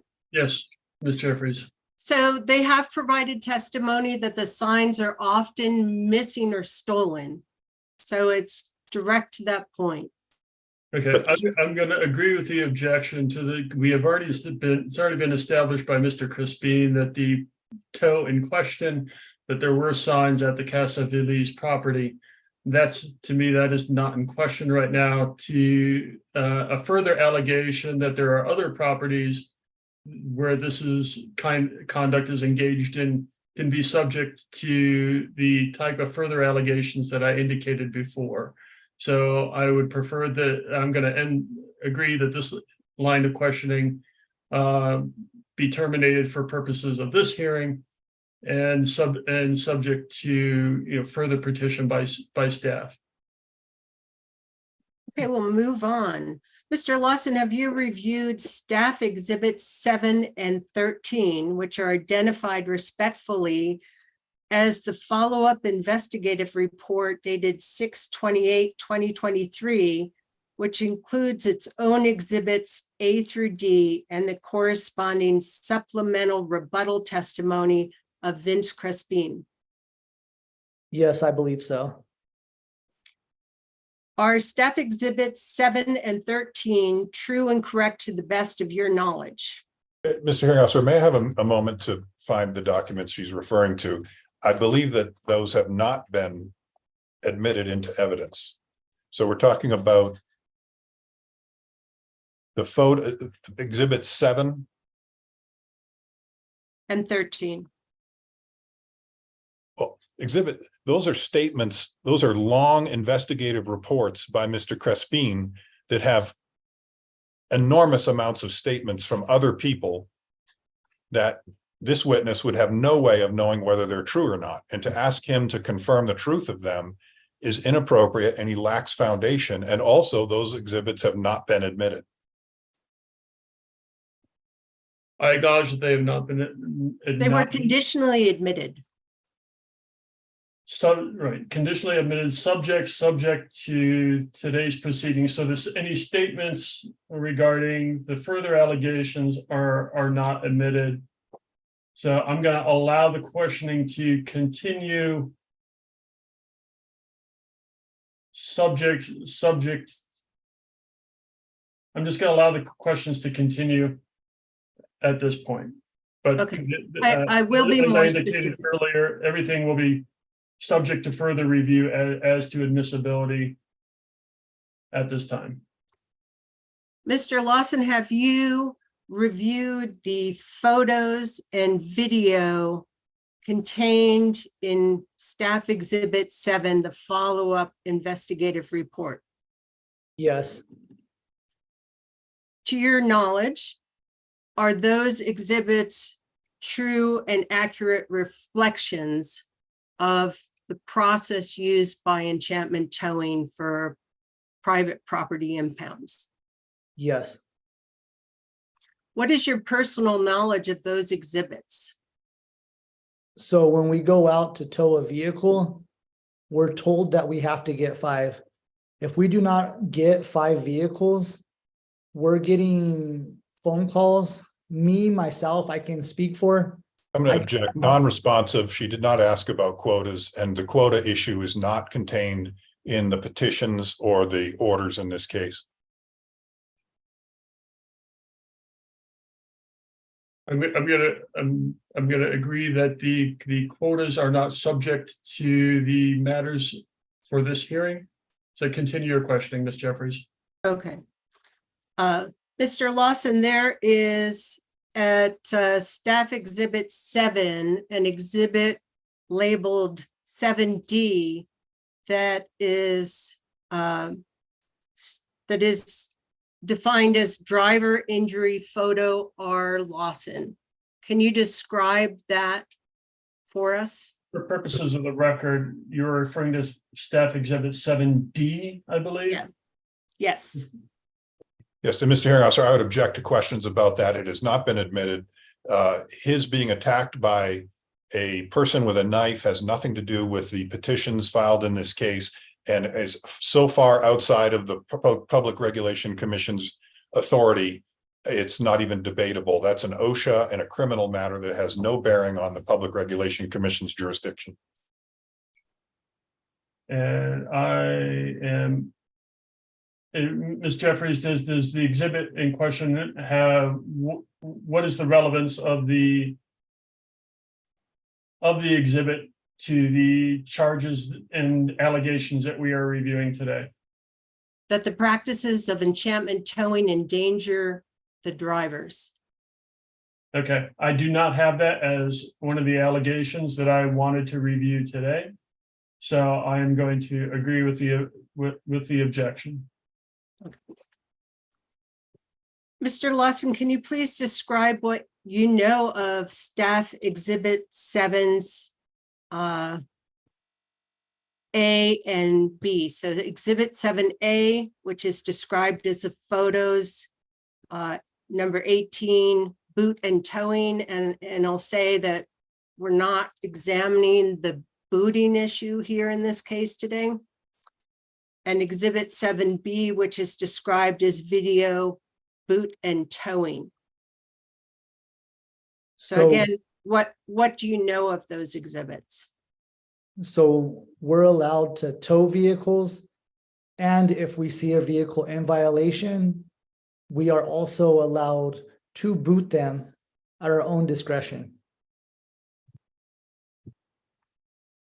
Okay, are the exhibits that, oh,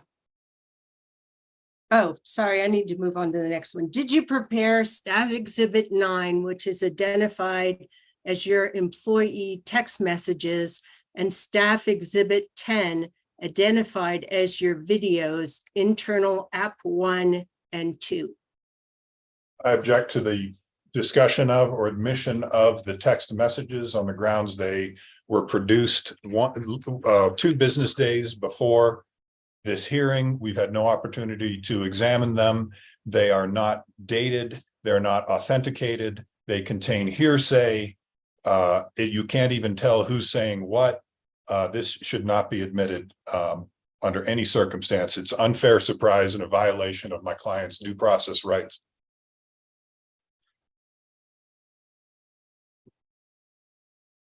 Just give me 1 minute to review the document.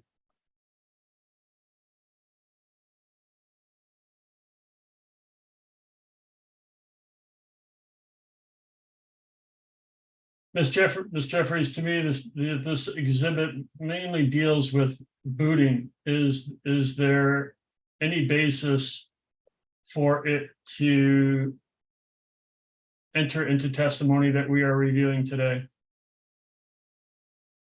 I'd like to have him testify regarding the app that's being used, because I don't understand exactly that process in their private property impounds.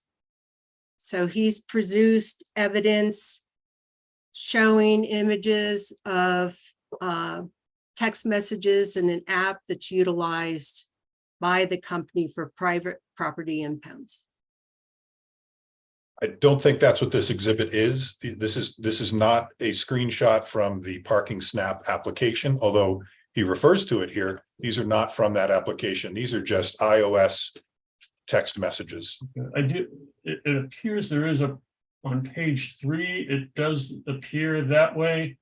However, Ms. Jeffries, I'm not going to move this in because it's so limited in terms of what you just referenced. I would prefer you just ask Mr. Lawson how about the app. Okay. I don't think this substantiates admitting this into evidence if the basis is really to ask him how the app is used. So I prefer you just do that in testimony. Mr. Lawson, can you describe any apps that are used by Enchantment Towing and or ACP and Auto Shackles? So I know that we utilize Parking Snap, which is where we keep record of all vehicles that are towed and booted. And then we also use another app called Ring Central, where people are able to call us for courtesy tows or for a violation that they seen on their property. And the Parking Snap app, is that utilized solely by employees of Enchantment Towing? Yes, I'm sorry, Mr. Hearinghouse, I'm going to object on the grounds of foundation. He has no idea. He has no way of knowing what applications other employees use. Mr. Lawson, I can rephrase the question. Yes, please rephrase.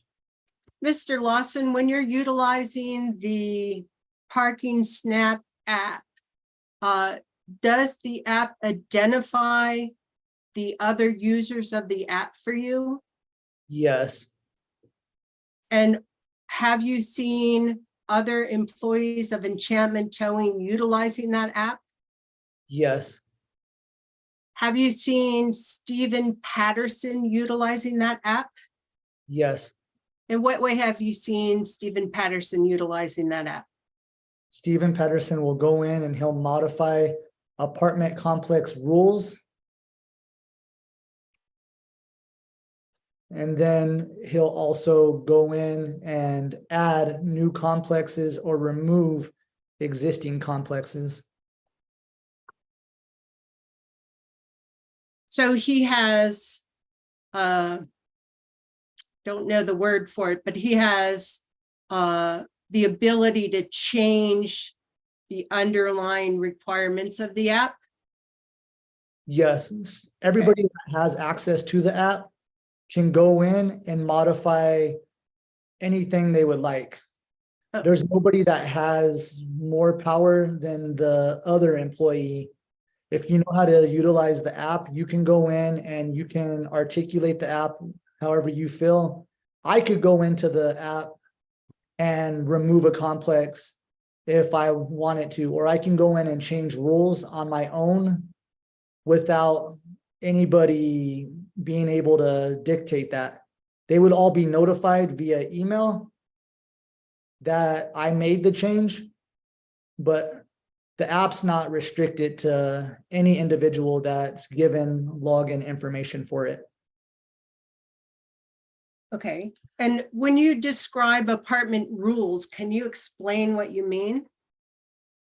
So on the complexes that we have, Steve Patterson will go in and he'll put what we're allowed to show up to that complex for, to look for, be it unauthorized blocking dumpsters, fire lanes, permits, and the list goes on for any kind of infraction that could be happening. And then there'll be check boxes on what we're allowed to, and then there'll be a text box that gives us specific rules to follow for that particular complex. Thank you.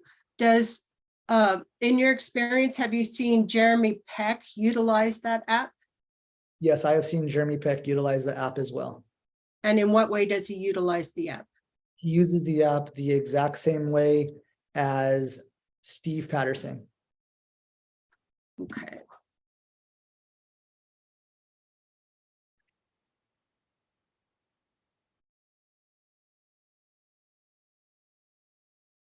Do you have any additional testimony to offer regarding this case?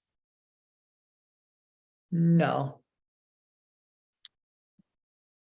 Is your testimony today and the exhibits you provided, which are identified as staff exhibits 9 and 10, true and correct to the best of your knowledge? Yes.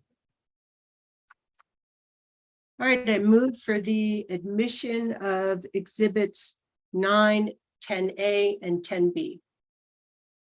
Objection on the grounds they're far beyond the scope of the petitions filed in this case, that they were produced so late as to act as a deprivation of civil rights, due process rights.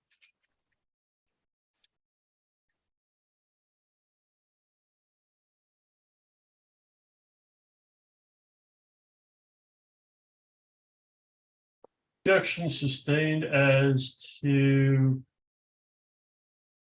Exhibit 9. As I indicated previously, I will not move that into evidence as the grounds for that were handled in testimony. So 9 is not admitted. Give me a chance to review 10 so I know exactly what I'm looking at.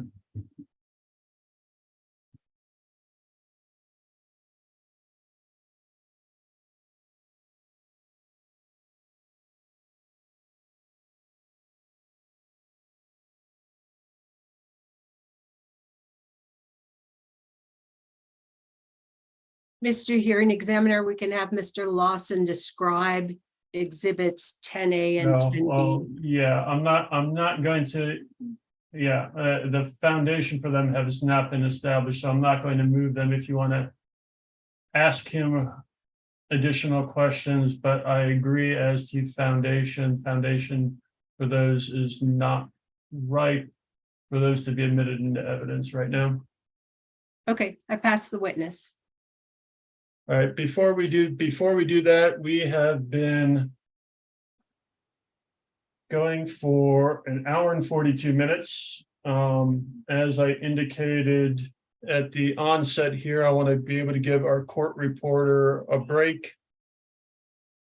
Let's take a 12-minute break. We'll come back at 10:55 and resume with cross-examination. Is it any party want a slightly longer break than that, or we can come back at 11 if it's better for everybody? So you want to check with the court reporter? Allison, do you have a preference? No, I don't. Mr. Cadigan? Did you say 10:55? That's fine with me. That's fine with me. Okay. Let's take a recess and go off the record, and we will be back in 10 minutes. 55.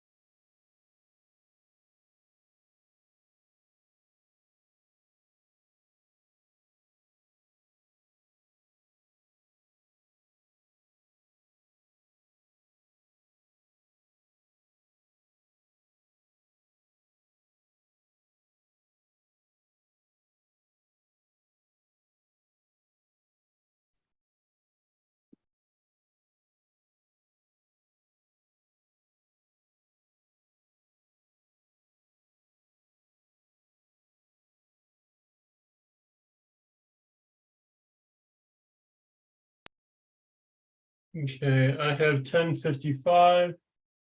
Madam Court Reporter, are we good to go? All right, let's go back on the record. And Mr. Cadigan, you may begin your cross-examination of Mr. Lawson. Unmute yourself. Mr. Lawson, you referred to an app called Parking Snap. Do you remember that? Yes, And am I correct that Parking Snap contains rules set by the various apartment complexes for when a tow is authorized? Is that correct? I am not sure of your question. Well, when you look at Parking Snap, it shows you rules. You said that, right? Correct. And those are the rules under which the apartment complex has authorized a vehicle to be towed, correct?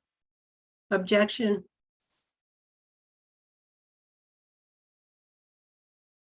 Let's rephrase the question. Because I mean, this is something that I'm going to clear up anyhow. Okay, My correction of him, I believe what you're indicating is, I think we're crisscrossing who sets the rules and who puts it into Snap. Right. So let's, the question to me kind of combine those. And since I'm interested in the formation of Parking Snap myself, if you could rephrase the question to divide those questions out. and in fact, it might be best if I have some latitude to ask Mr. Peck how Parking Snap works, since he has actual knowledge of how it was developed, et cetera. So I have no objection to that, since as I indicated, I'm probably gonna, if it doesn't get asked, I'm gonna ask it. very well. So Jeffries, do you have any objection to reviewing with Mr. Lawson how Parking Snap works? Of course, you will be allowed redirect. That's fine. Afterwards. All right, proceed, Mr. Cadigan. Thank you. Mr. Hearing Officer, you said Mr. Lawson. Did you mean Mr. Peck? Sorry. Well, I'm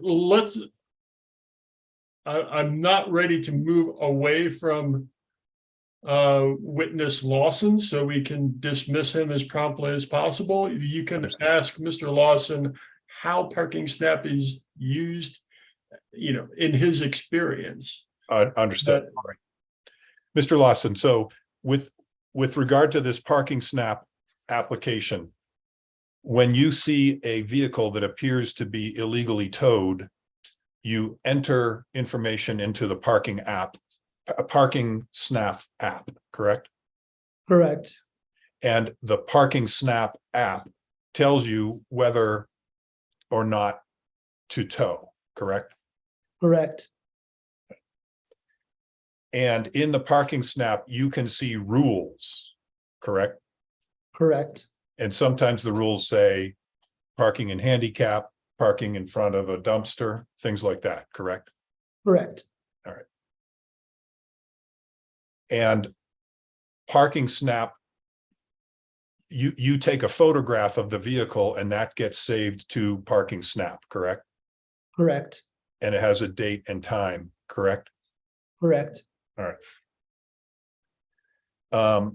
Now you typically, did you testify that your work hours begin at 10 p.m.? They're supposed to. All right. It is determined by when Jeremy needs me to come in, since we were super short-staffed. So my work hours just dictated when Jeremy thought I needed to be present for work. But you testified you typically show up for work at 10 p.m., correct? Correct, starting with the new schedule. And the photographs that are attached to Exhibit 7 that you testified about, what time were those photographs taken? What time were those photographs taken? I am not 100% sure. I wasn't the individual taking the photos. Well, here's one of the pictures that has a picture of you in it. What time was that photo taken? What was that date? And I can tell you what time Jeremy had me come into work that day. Well, no, I'm asking. Objection, there's no foundation for saying that that's him in the image. All right, sir. Do you have the Mr. exhibits Cadigan in front is of you? Do testifying. you have the exhibits in front of you, sir? Mr. Lawson, Yes, do you have the exhibits in front of you? I do. Can you look at this photograph? And again, it's not, there's no page numbers, there's no line numbers, so I can't identify it, but can you see that photograph? It's a picture of a gentleman with a bucket hat and a black pickup truck and a gentleman with a black shirt on. Yes, Is that you in that photo? yes, I believe so. Well, is there some doubt as to whether that's you? Is that your hat? Is that your black shirt?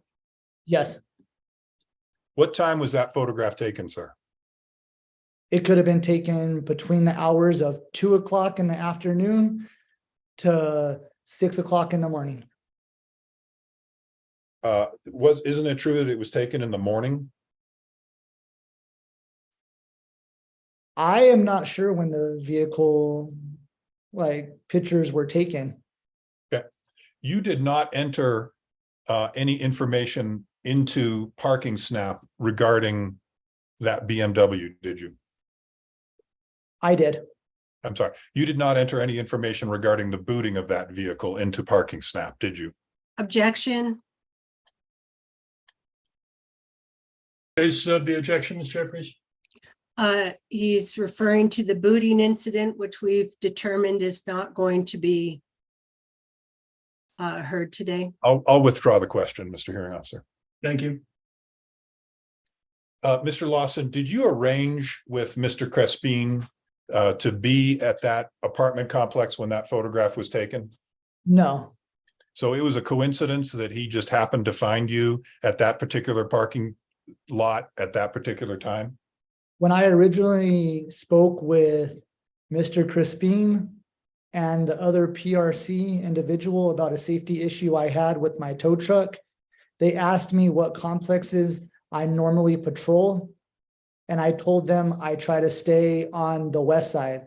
And at the time of mine and Mr. Crispin's initial contact, one of the complexes that I was going to on a regular basis was the Odyssey. And so that's the only reason that I could think they were at that complex. Did you tell him what time you would be working that day? When I originally met with Mr. Crispin, I was working nonstop. I was the only other. No, sir. So I told him I work from 2 o'clock until 6 o'clock in the morning. Okay. 2 o'clock PM to 6 AM.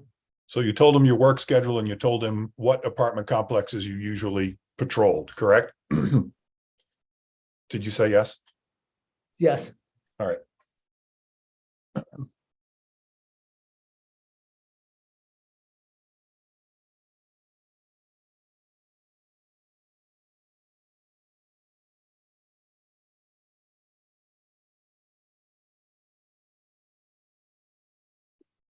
Am I correct that you've been instructed that, well, let me ask you this.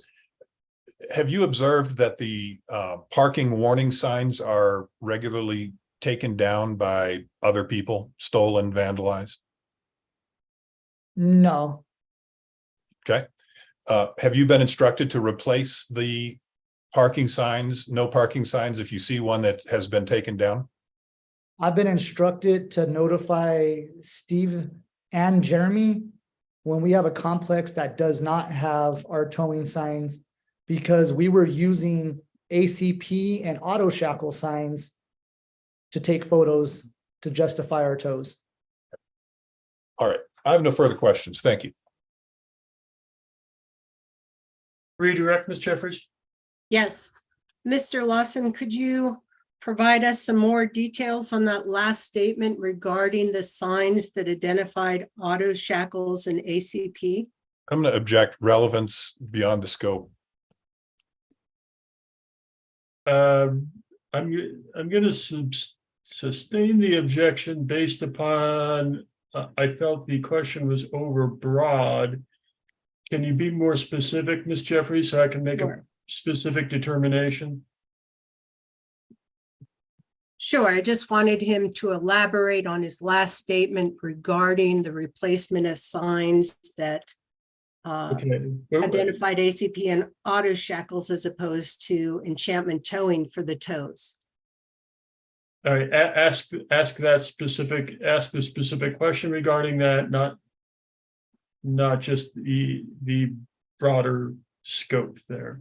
So I can Mr. make a Lawson, was specific it the, determination. sure. Mr. Lawson, was it the practice of enchantment towing and ACP and auto shackles, to your knowledge, of having tow signs posted for the public that did not identify enchantment towing? Yes, Can you describe what those signs did provide to the public in terms of notice? those signs provided that a vehicle would be booted and there was a $75 fee at the bottom. And those were the pictures that we were taking along with the ACP signs before Enchantment Towing had these towing signs made. And do you recall when the new signs were provided? I Or would posted? say we received new signs in the tow yard around April, May Of, of 2023. And it got enforced around the end of May that we had to start taking photos of enchantment towing signs now. And if we didn't, that we would be charged the full tow fee personally if we did not have a picture of enchantment towing.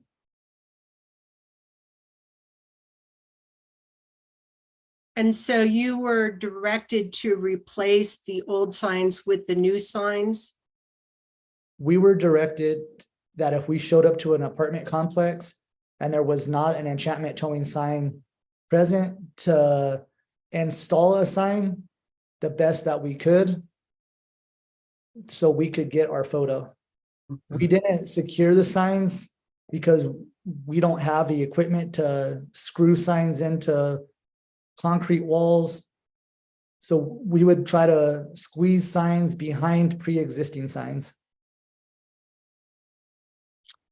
And can you tell me what you identified as the differences between the old signs and the new signs? Hearing officer, I'm going to object on the grounds of relevance. This is beyond the scope of the petition. Mr. Crespin already testified that there was a towing sign in place. Council seems to be drawing a distinction between signs that identify auto shackles and enchantment towing, and the regulations do not require that the name of the tow company be identified. So this is irrelevant. I'm gonna have a couple of questions regarding this for clarification myself, but I'm gonna agree with the current objection. We're also delving into, I believe, matters that were not subject to redirect. But I will have a couple questions from Mr. Lawson regarding this myself. So if you could continue with your next question, Ms. Jeffries. I'll pass the witness. All right. Mr. Lawson, I have a couple questions for you regarding, let's start with the signage. You indicate there apparently is a difference, especially since you said there was pre-existing signs. Have you ever, in your experience, have you ever towed a vehicle while employed by Enchantment Towing where there wasn't a sign on the property indicating a vehicle was subject to towing? Not so much who was doing the towing, but that there wasn't a warning sign that the vehicle could be subject to towing if illegally parked. No, not that I'm aware of. Okay. When you indicated you put a sign behind a pre-existing sign, did you then remove it afterwards, or did you keep, or was that sign left in place? So at the beginning, I was taking the photo and I was removing them because I only had a set amount of signs. So I would take the photo and then I would remove it until Mr. Peck advised me that we cannot be doing that, that we have to leave them. And I had, I'm going to stop your testimony there. That's beyond the scope of kind of what I was asking. But thank you. That I understand the point now. I want to go back to parking snap real quick, just so I have a clear indication of how you as an employee utilize parking snap. What happens when you enter a vehicle into parking snap? And what I'm asking is what is the step between, I believe there is a pending and a towed vehicle? Walk me through the process of what happens in parking snap after you enter a vehicle into the application. so after I enter a vehicle into the application, it automatically goes into the towed. The pending tows are if somebody went around and they were putting stickers on vehicles, giving them a 24-hour notice, giving them a preparation. Most of the vehicles don't get the sticker because we're able to tow if their registration's over a year expired. Okay. So then basically there is nobody on the other end of the app that approves the tow once you enter it into parking snap. Is that accurate? Correct. Okay.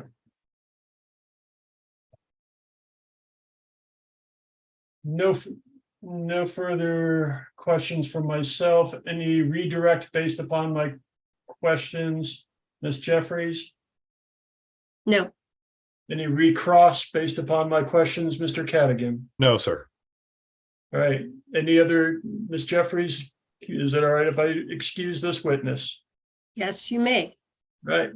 Thank you, Mr. Lawson. Thank You you, are Mr. excused Lawson. from the rest of the hearing. Thank you. Does that conclude your witnesses, Ms. Jeffries? That concludes. Okay. Mr. Cadigan, you may call your first witness. Mr. Hearing Officer, to the extent that Rule 41 applies to this case, I would move to dismiss on the grounds that the staff has not proven any violation of any part of the Motor Carrier Act or any regulations. Okay, I will take notice of your objection. However, I am not going to allow the motion at this time. All right. And Mr. Hearing Officer, I wonder if earlier I told you I was going to call Mr. Peck first and then Ms. Patterson. Do you mind if we take Ms. Patterson first, since she's No, I have no objection to altering. It was mostly for convenience sake that I was asking the order of witnesses. all right? So I'll ask Ms. Patterson, if you're still on the line, could you open your video and your audio there? Yes, sir. Thank you. May I proceed, Mr. Hearing Officer? Please. Would you, should she be Can we sworn? swear? We Excuse need to me. swear her in first. Ms. Patterson, would you raise your right hand for me, please? Do you solemnly swear or affirm the testimony you're about to give should be the truth, the whole truth, and nothing but the truth? Yes, ma'am. Thank you. Ms. Patterson, could you state your full name, please? Susan Patterson. And how are you employed in connection with Albuquerque Courtesy and Parking? I am the managing member All of right. Albuquerque Courtesy and Parking. Who is the owner of who is the owner of the membership interests in Albuquerque Courtesy and Parking?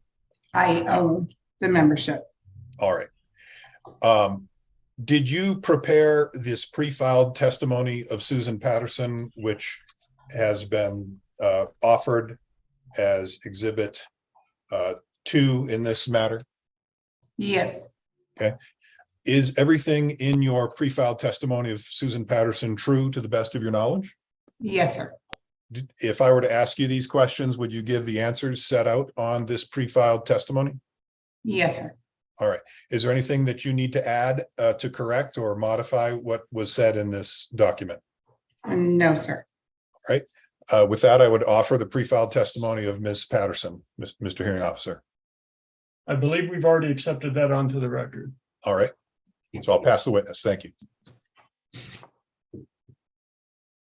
Ms. Patterson, we heard testimony that your company, which I'm going to refer to as ACP, Albuquerque Courtesy and Parking, is under the same physical roof as Auto Shackles and Enchantment Towing. Is that correct? Or ACP is their own company. I'm asking about the physical location of ACP, Auto Shackles, and Enchantment Towing. Are they under the same roof? No, we are not. Can you describe the relationship between your company and Enchantment Towing? ACP is a security company. What is, Enchantment Towing is a towing company. and what is the relationship between those companies? ACP, if we need contract towing, we do contract out to Enchantment Towing. I'm sorry, I didn't hear the last part. ACP, if we need towing services, we will contract through Enchantment Towing. So is it your testimony that you have a contract between ACP and Enchantment Towing? We don't have it. We have contract with various towing companies. We have contracts with towing companies, but we do use Enchantment Towing.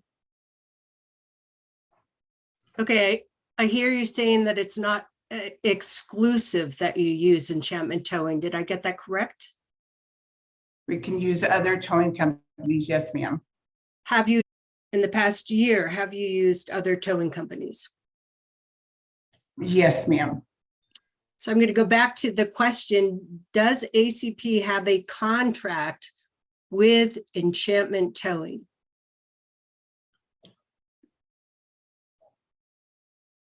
I'm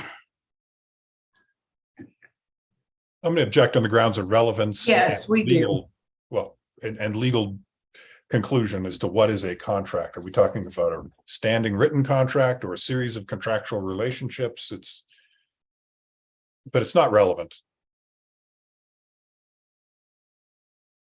I'm gonna allow the question, and so that will be subject, the questions you pose, Mr. Cadigan, I think can be handled in cross-examination. Because they are definitely questions that I would want elaboration on myself. Thank you. As to what contract that would be, but continue, Ms. Jeffries. You stated that there is a contract between ACP and Enchantment Towing. Is that a written contract?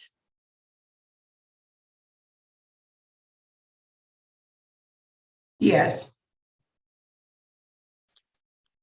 How long has the current written contract between ACP and Enchantment been in place?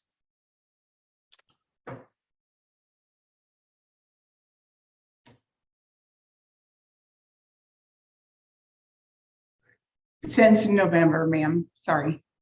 November of? 2021.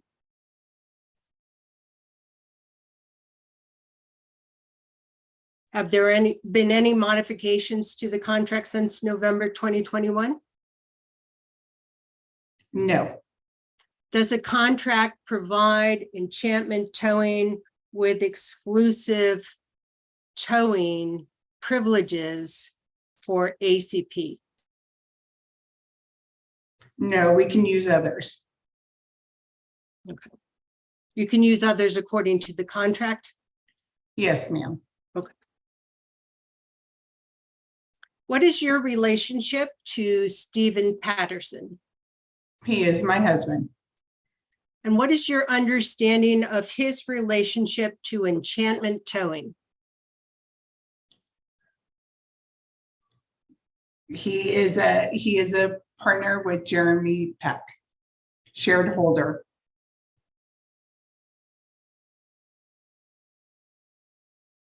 And what is your understanding of his relationship with Otto Shackles? He is the owner.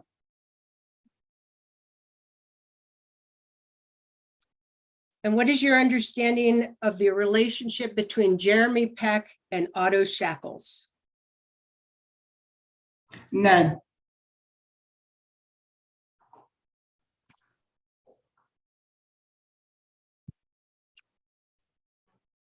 Is it true that American Courtesy and Parking is not regulated by the Regulation and Licensing Department currently? It is. It is true? Yes, ma'am. And at what point did Albuquerque Courtesy and Parking stop being licensed by the Regulation and Licensing Department?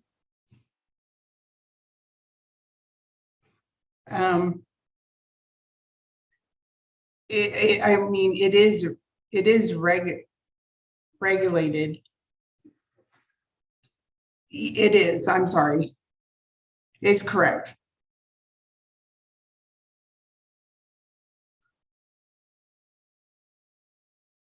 Can you clarify what it is you're testifying to?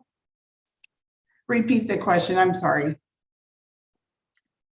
At what point was Albuquerque Courtesy and Parking not regulated by the Regulation and Licensing Department? I'm going to object. Jeffries, I'm going to ask you to, I'm going to probably the same thing, Mr. Kennedy. I'm going to ask you to rephrase the question. I think we're getting confused. I think the witness is getting confused over being regulated and certificated, or so if can you rephrase your question in terms of asking her knowledge if she is under the jurisdiction of the RLD as opposed to certificate? I want that to be clear for the record.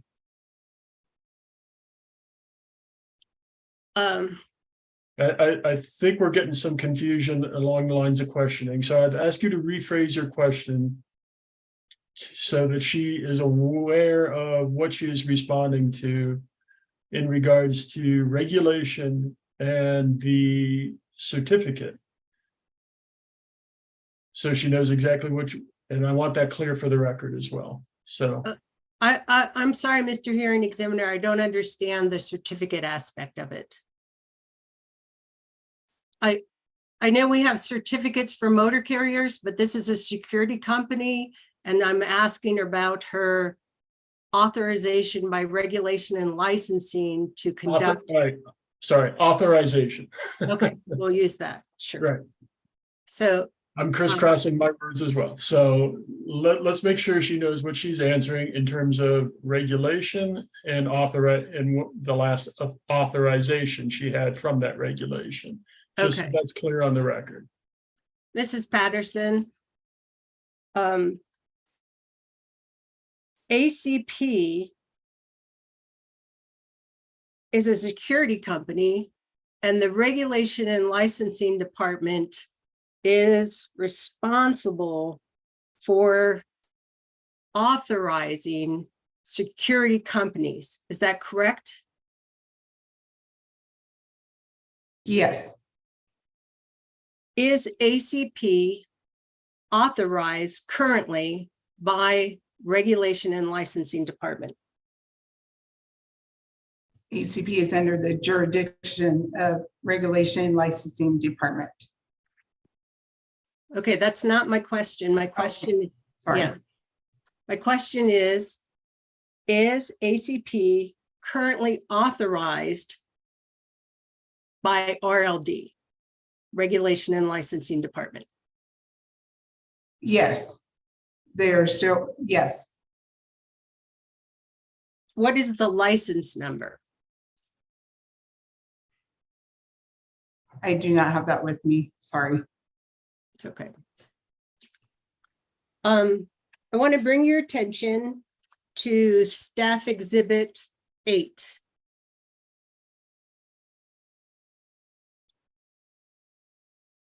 It's entitled ACP RLD License Expired with the date 4/1/2022.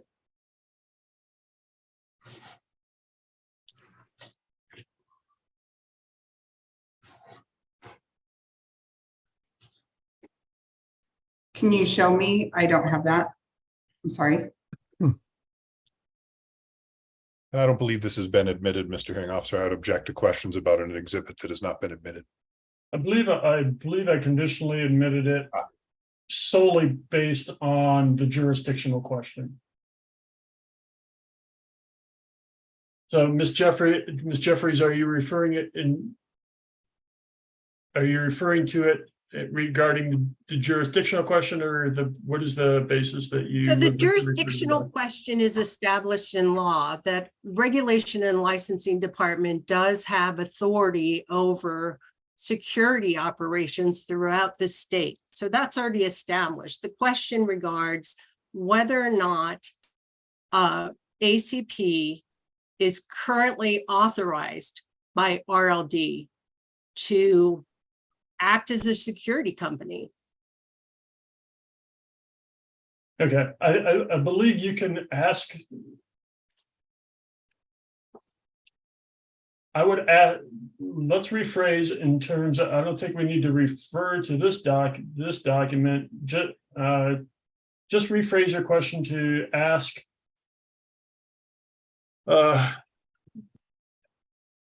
the witness as to if they currently have authorization. Sure. Mrs. Patterson, does ACP currently have authorization to act as a security company in New Mexico from the Regulation and Licensing Department?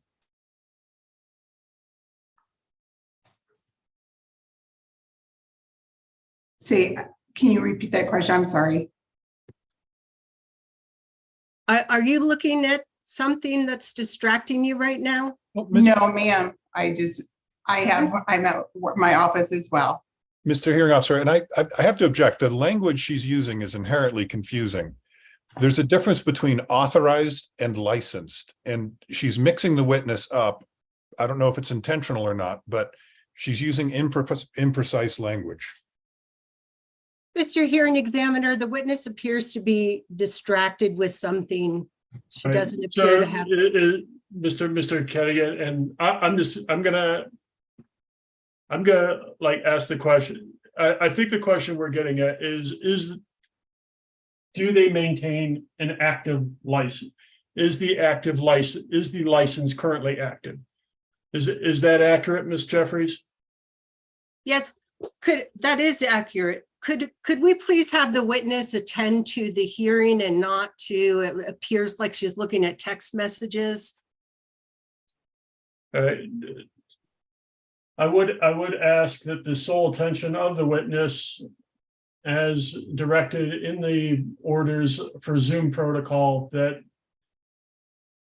the witness be attentive to the question and answering during her time on the stand. So I will ask,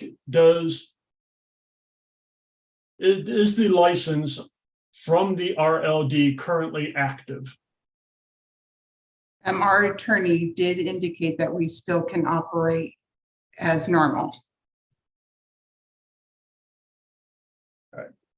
So the question is whether or not you are currently licensed by the Regulation and Licensing Department. It is under review. Could you explain what you mean by under review?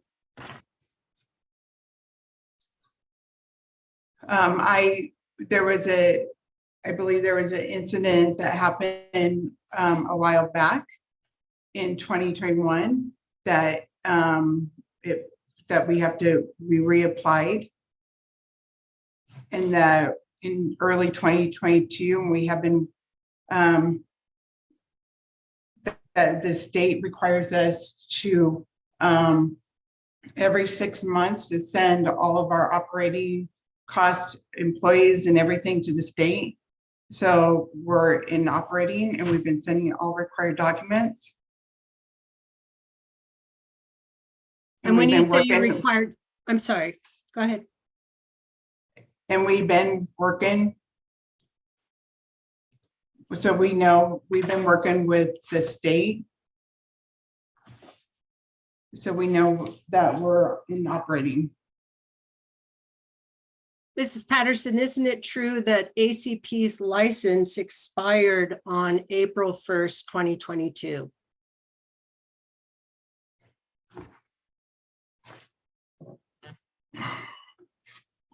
I'm not sure, to be honest.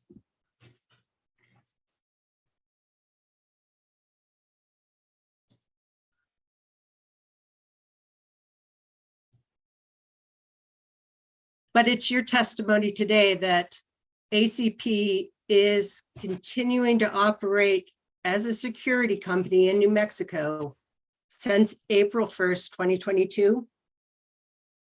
Yes, ma'am, because the state has not shut us down yet and we still are working. And when you refer to the state, are you referring to regulation and licensing? Yes, ma'am.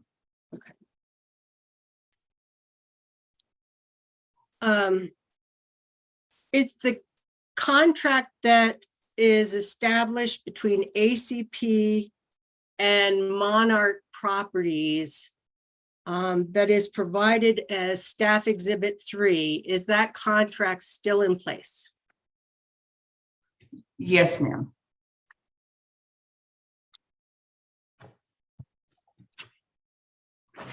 Does the contract specifically state that ACP is authorized to act on behalf of the owner of the properties?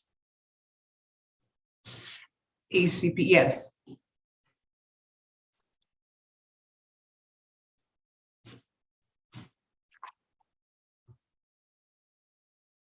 Can you tell me if the owner of the properties signed the contract with ACP? Objection, relevance.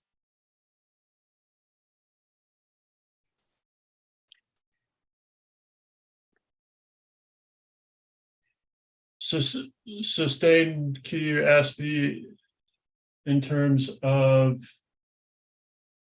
I believe the contract could be signed by multiple parties. Ask the witness, please rephrase to ask the witness their understanding of who signed the contract. Sure. Mrs. Patterson, who signed the contract on behalf of Monarch Properties? It would be the agent for Monarch.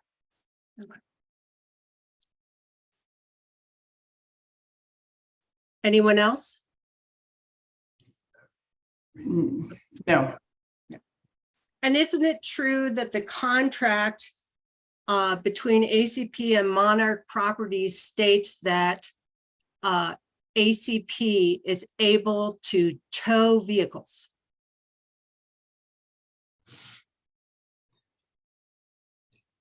they approve tows, ma'am. Can you please clarify that? Not tows, they approve. Okay, the question is regarding the contract, isn't it true that between ACP and Monarch Properties, ACP has represented to Monarch Properties in the contract that it is able to tow vehicles? ACP does not tow, they only approve.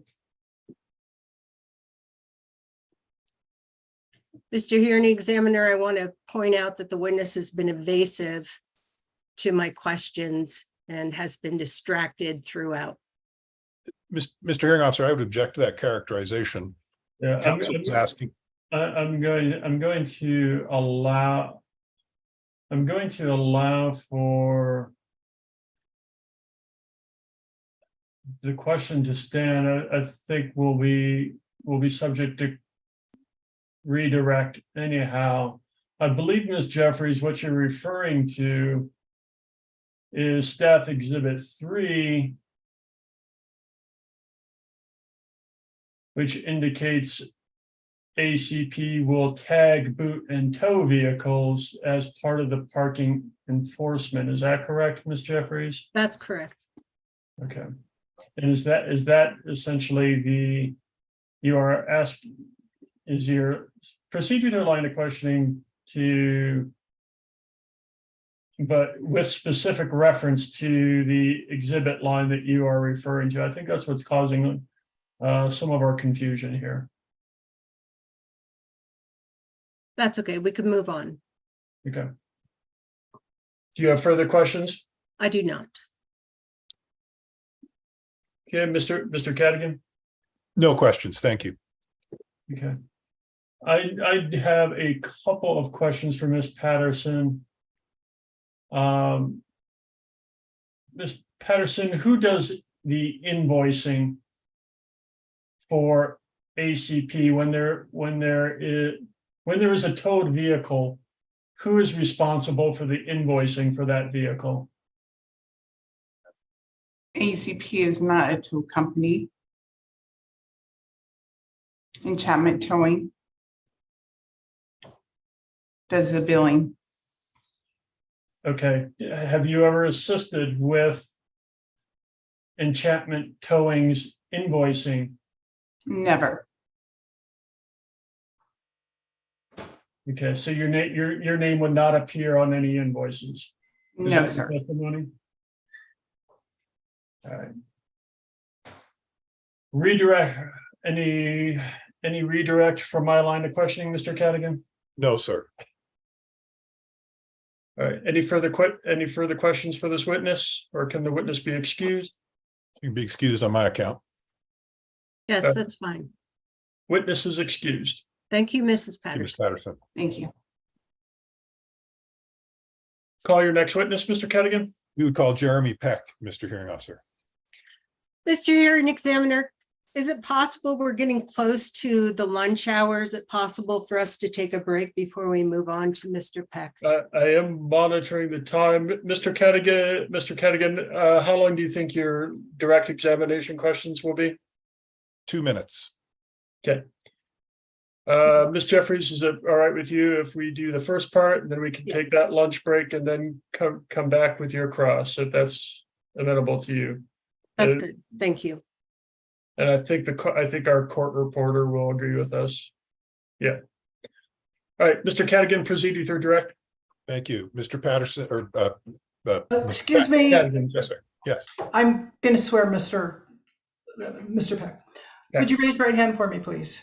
Yes, Do you ma'am. solemnly swear or affirm the testimony you're about to give should be the truth, the whole truth, and nothing but the truth? Yes, ma'am. Thank you. Mr. Hearing Officer, I'm gonna turn off, well, I can't do that. Well, I'm just trying to avoid the echo here.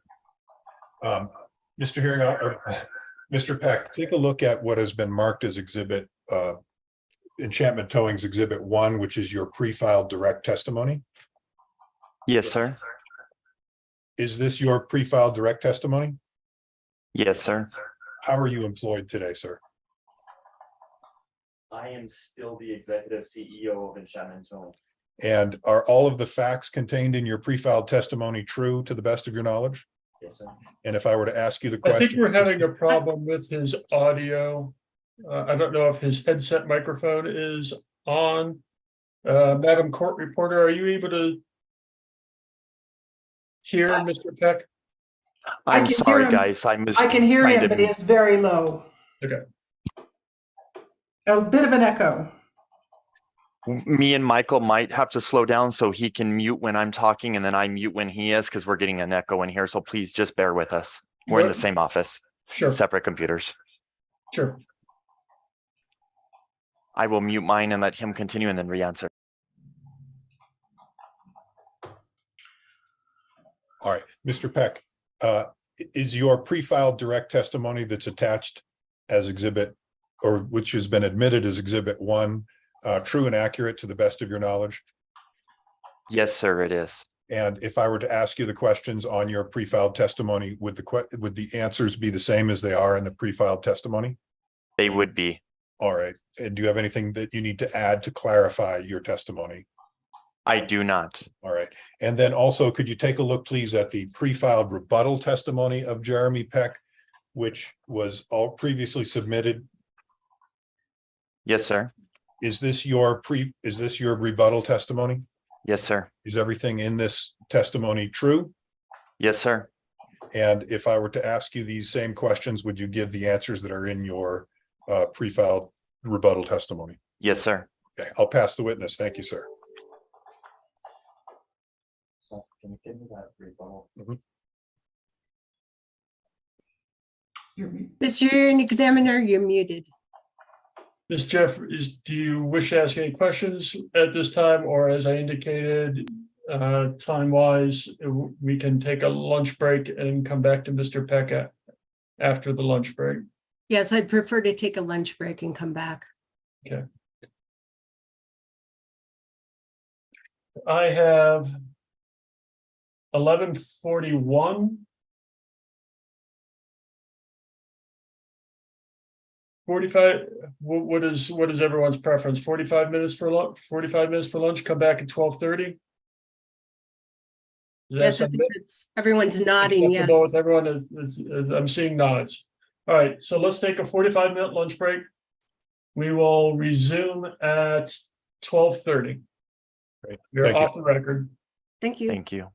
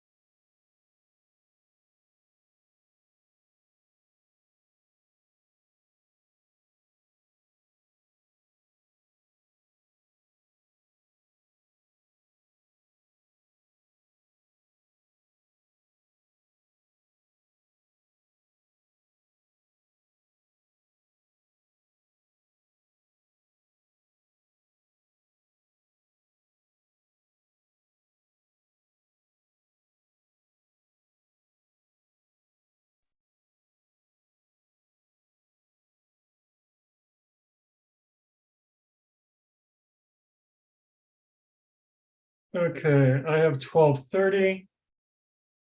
Madam Court Reporter, are you ready to go back on? All right, let's go back on the record. And I believe we will begin with Ms. Jeffries' questions for witness Peck. I have no cross-examination. Okay.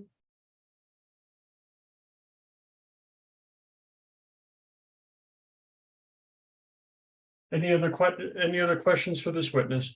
None from the respondent. Okay. If that being the case, we can dismiss this witness. Thank you so much. Does that conclude your witnesses, Mr. Cadigan? Yes, Mr. Hearing Officer. As I said, Ms. Navarro Hamilton is not coming. Okay. With that, that'll close the evidentiary record for this hearing. Let's review. Madam Court Reporter, do you need any clarification? I do not, thank you. Okay. Let's review then briefing.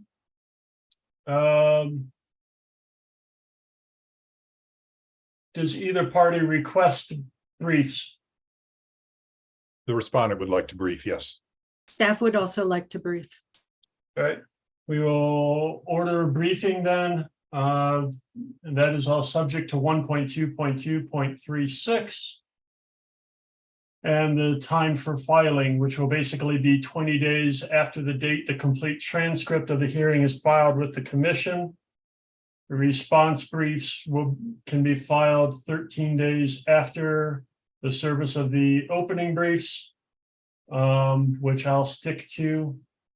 At this time, I am not going to entertain response briefs.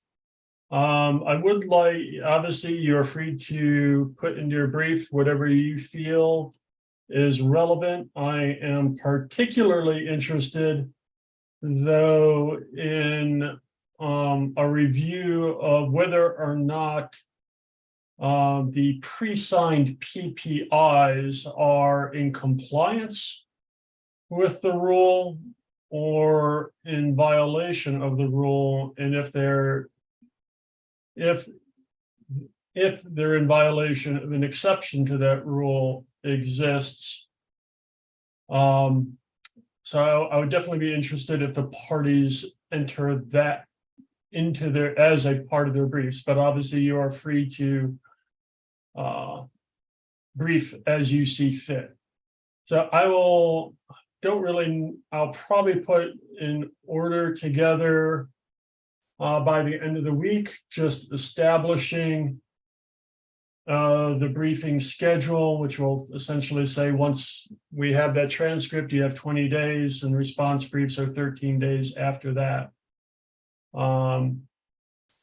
The general contents of the briefs is captured in 1.2.236E. And otherwise,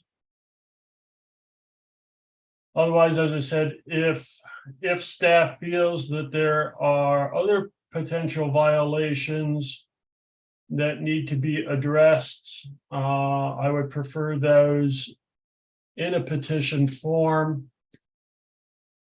And I would set, after reviewing that petition, review a potential procedural order with that. Mr. Hearing Examiner, if we Yes, submit a new Jeffries. petition, it would be routed through the commission itself.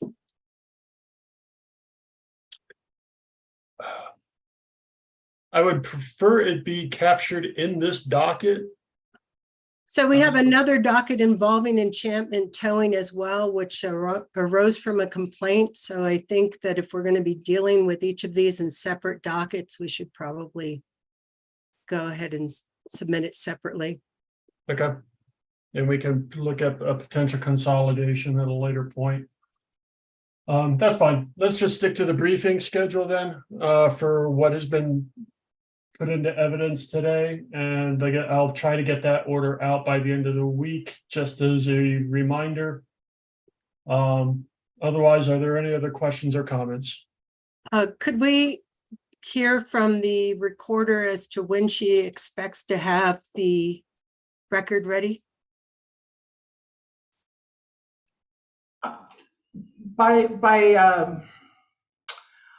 I have 10 business days, but it won't take me that long, I don't believe. Probably a week. If that works. Thank you. So I would keep, obviously that'll be filed in e-docket and everyone should get notification of that. So once that is filed with the commission, then the 20-day period will then commence from that. And can I please remind the hearing examiner that I have a vacation scheduled. I'll be out of state starting August 14th through the 16th. 14th through the 25th. Sorry, I got my dates wrong. So I'm gone for approximately 2 weeks. Okay. Are you requesting an extension of time for the briefing period then? That's correct. Any objections, Mr. Cadigan? I only object that I haven't taken a vacation in 20 years. Other than that, no objection. Yeah. Yeah, I'm thinking back to the 50 hours that I donated to other people last year myself. But I actually will be attending a conference for a lot of August as well.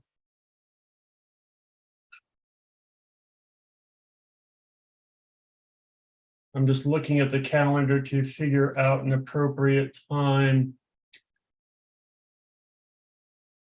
How about we say briefs are due, briefs will be due. This pops up.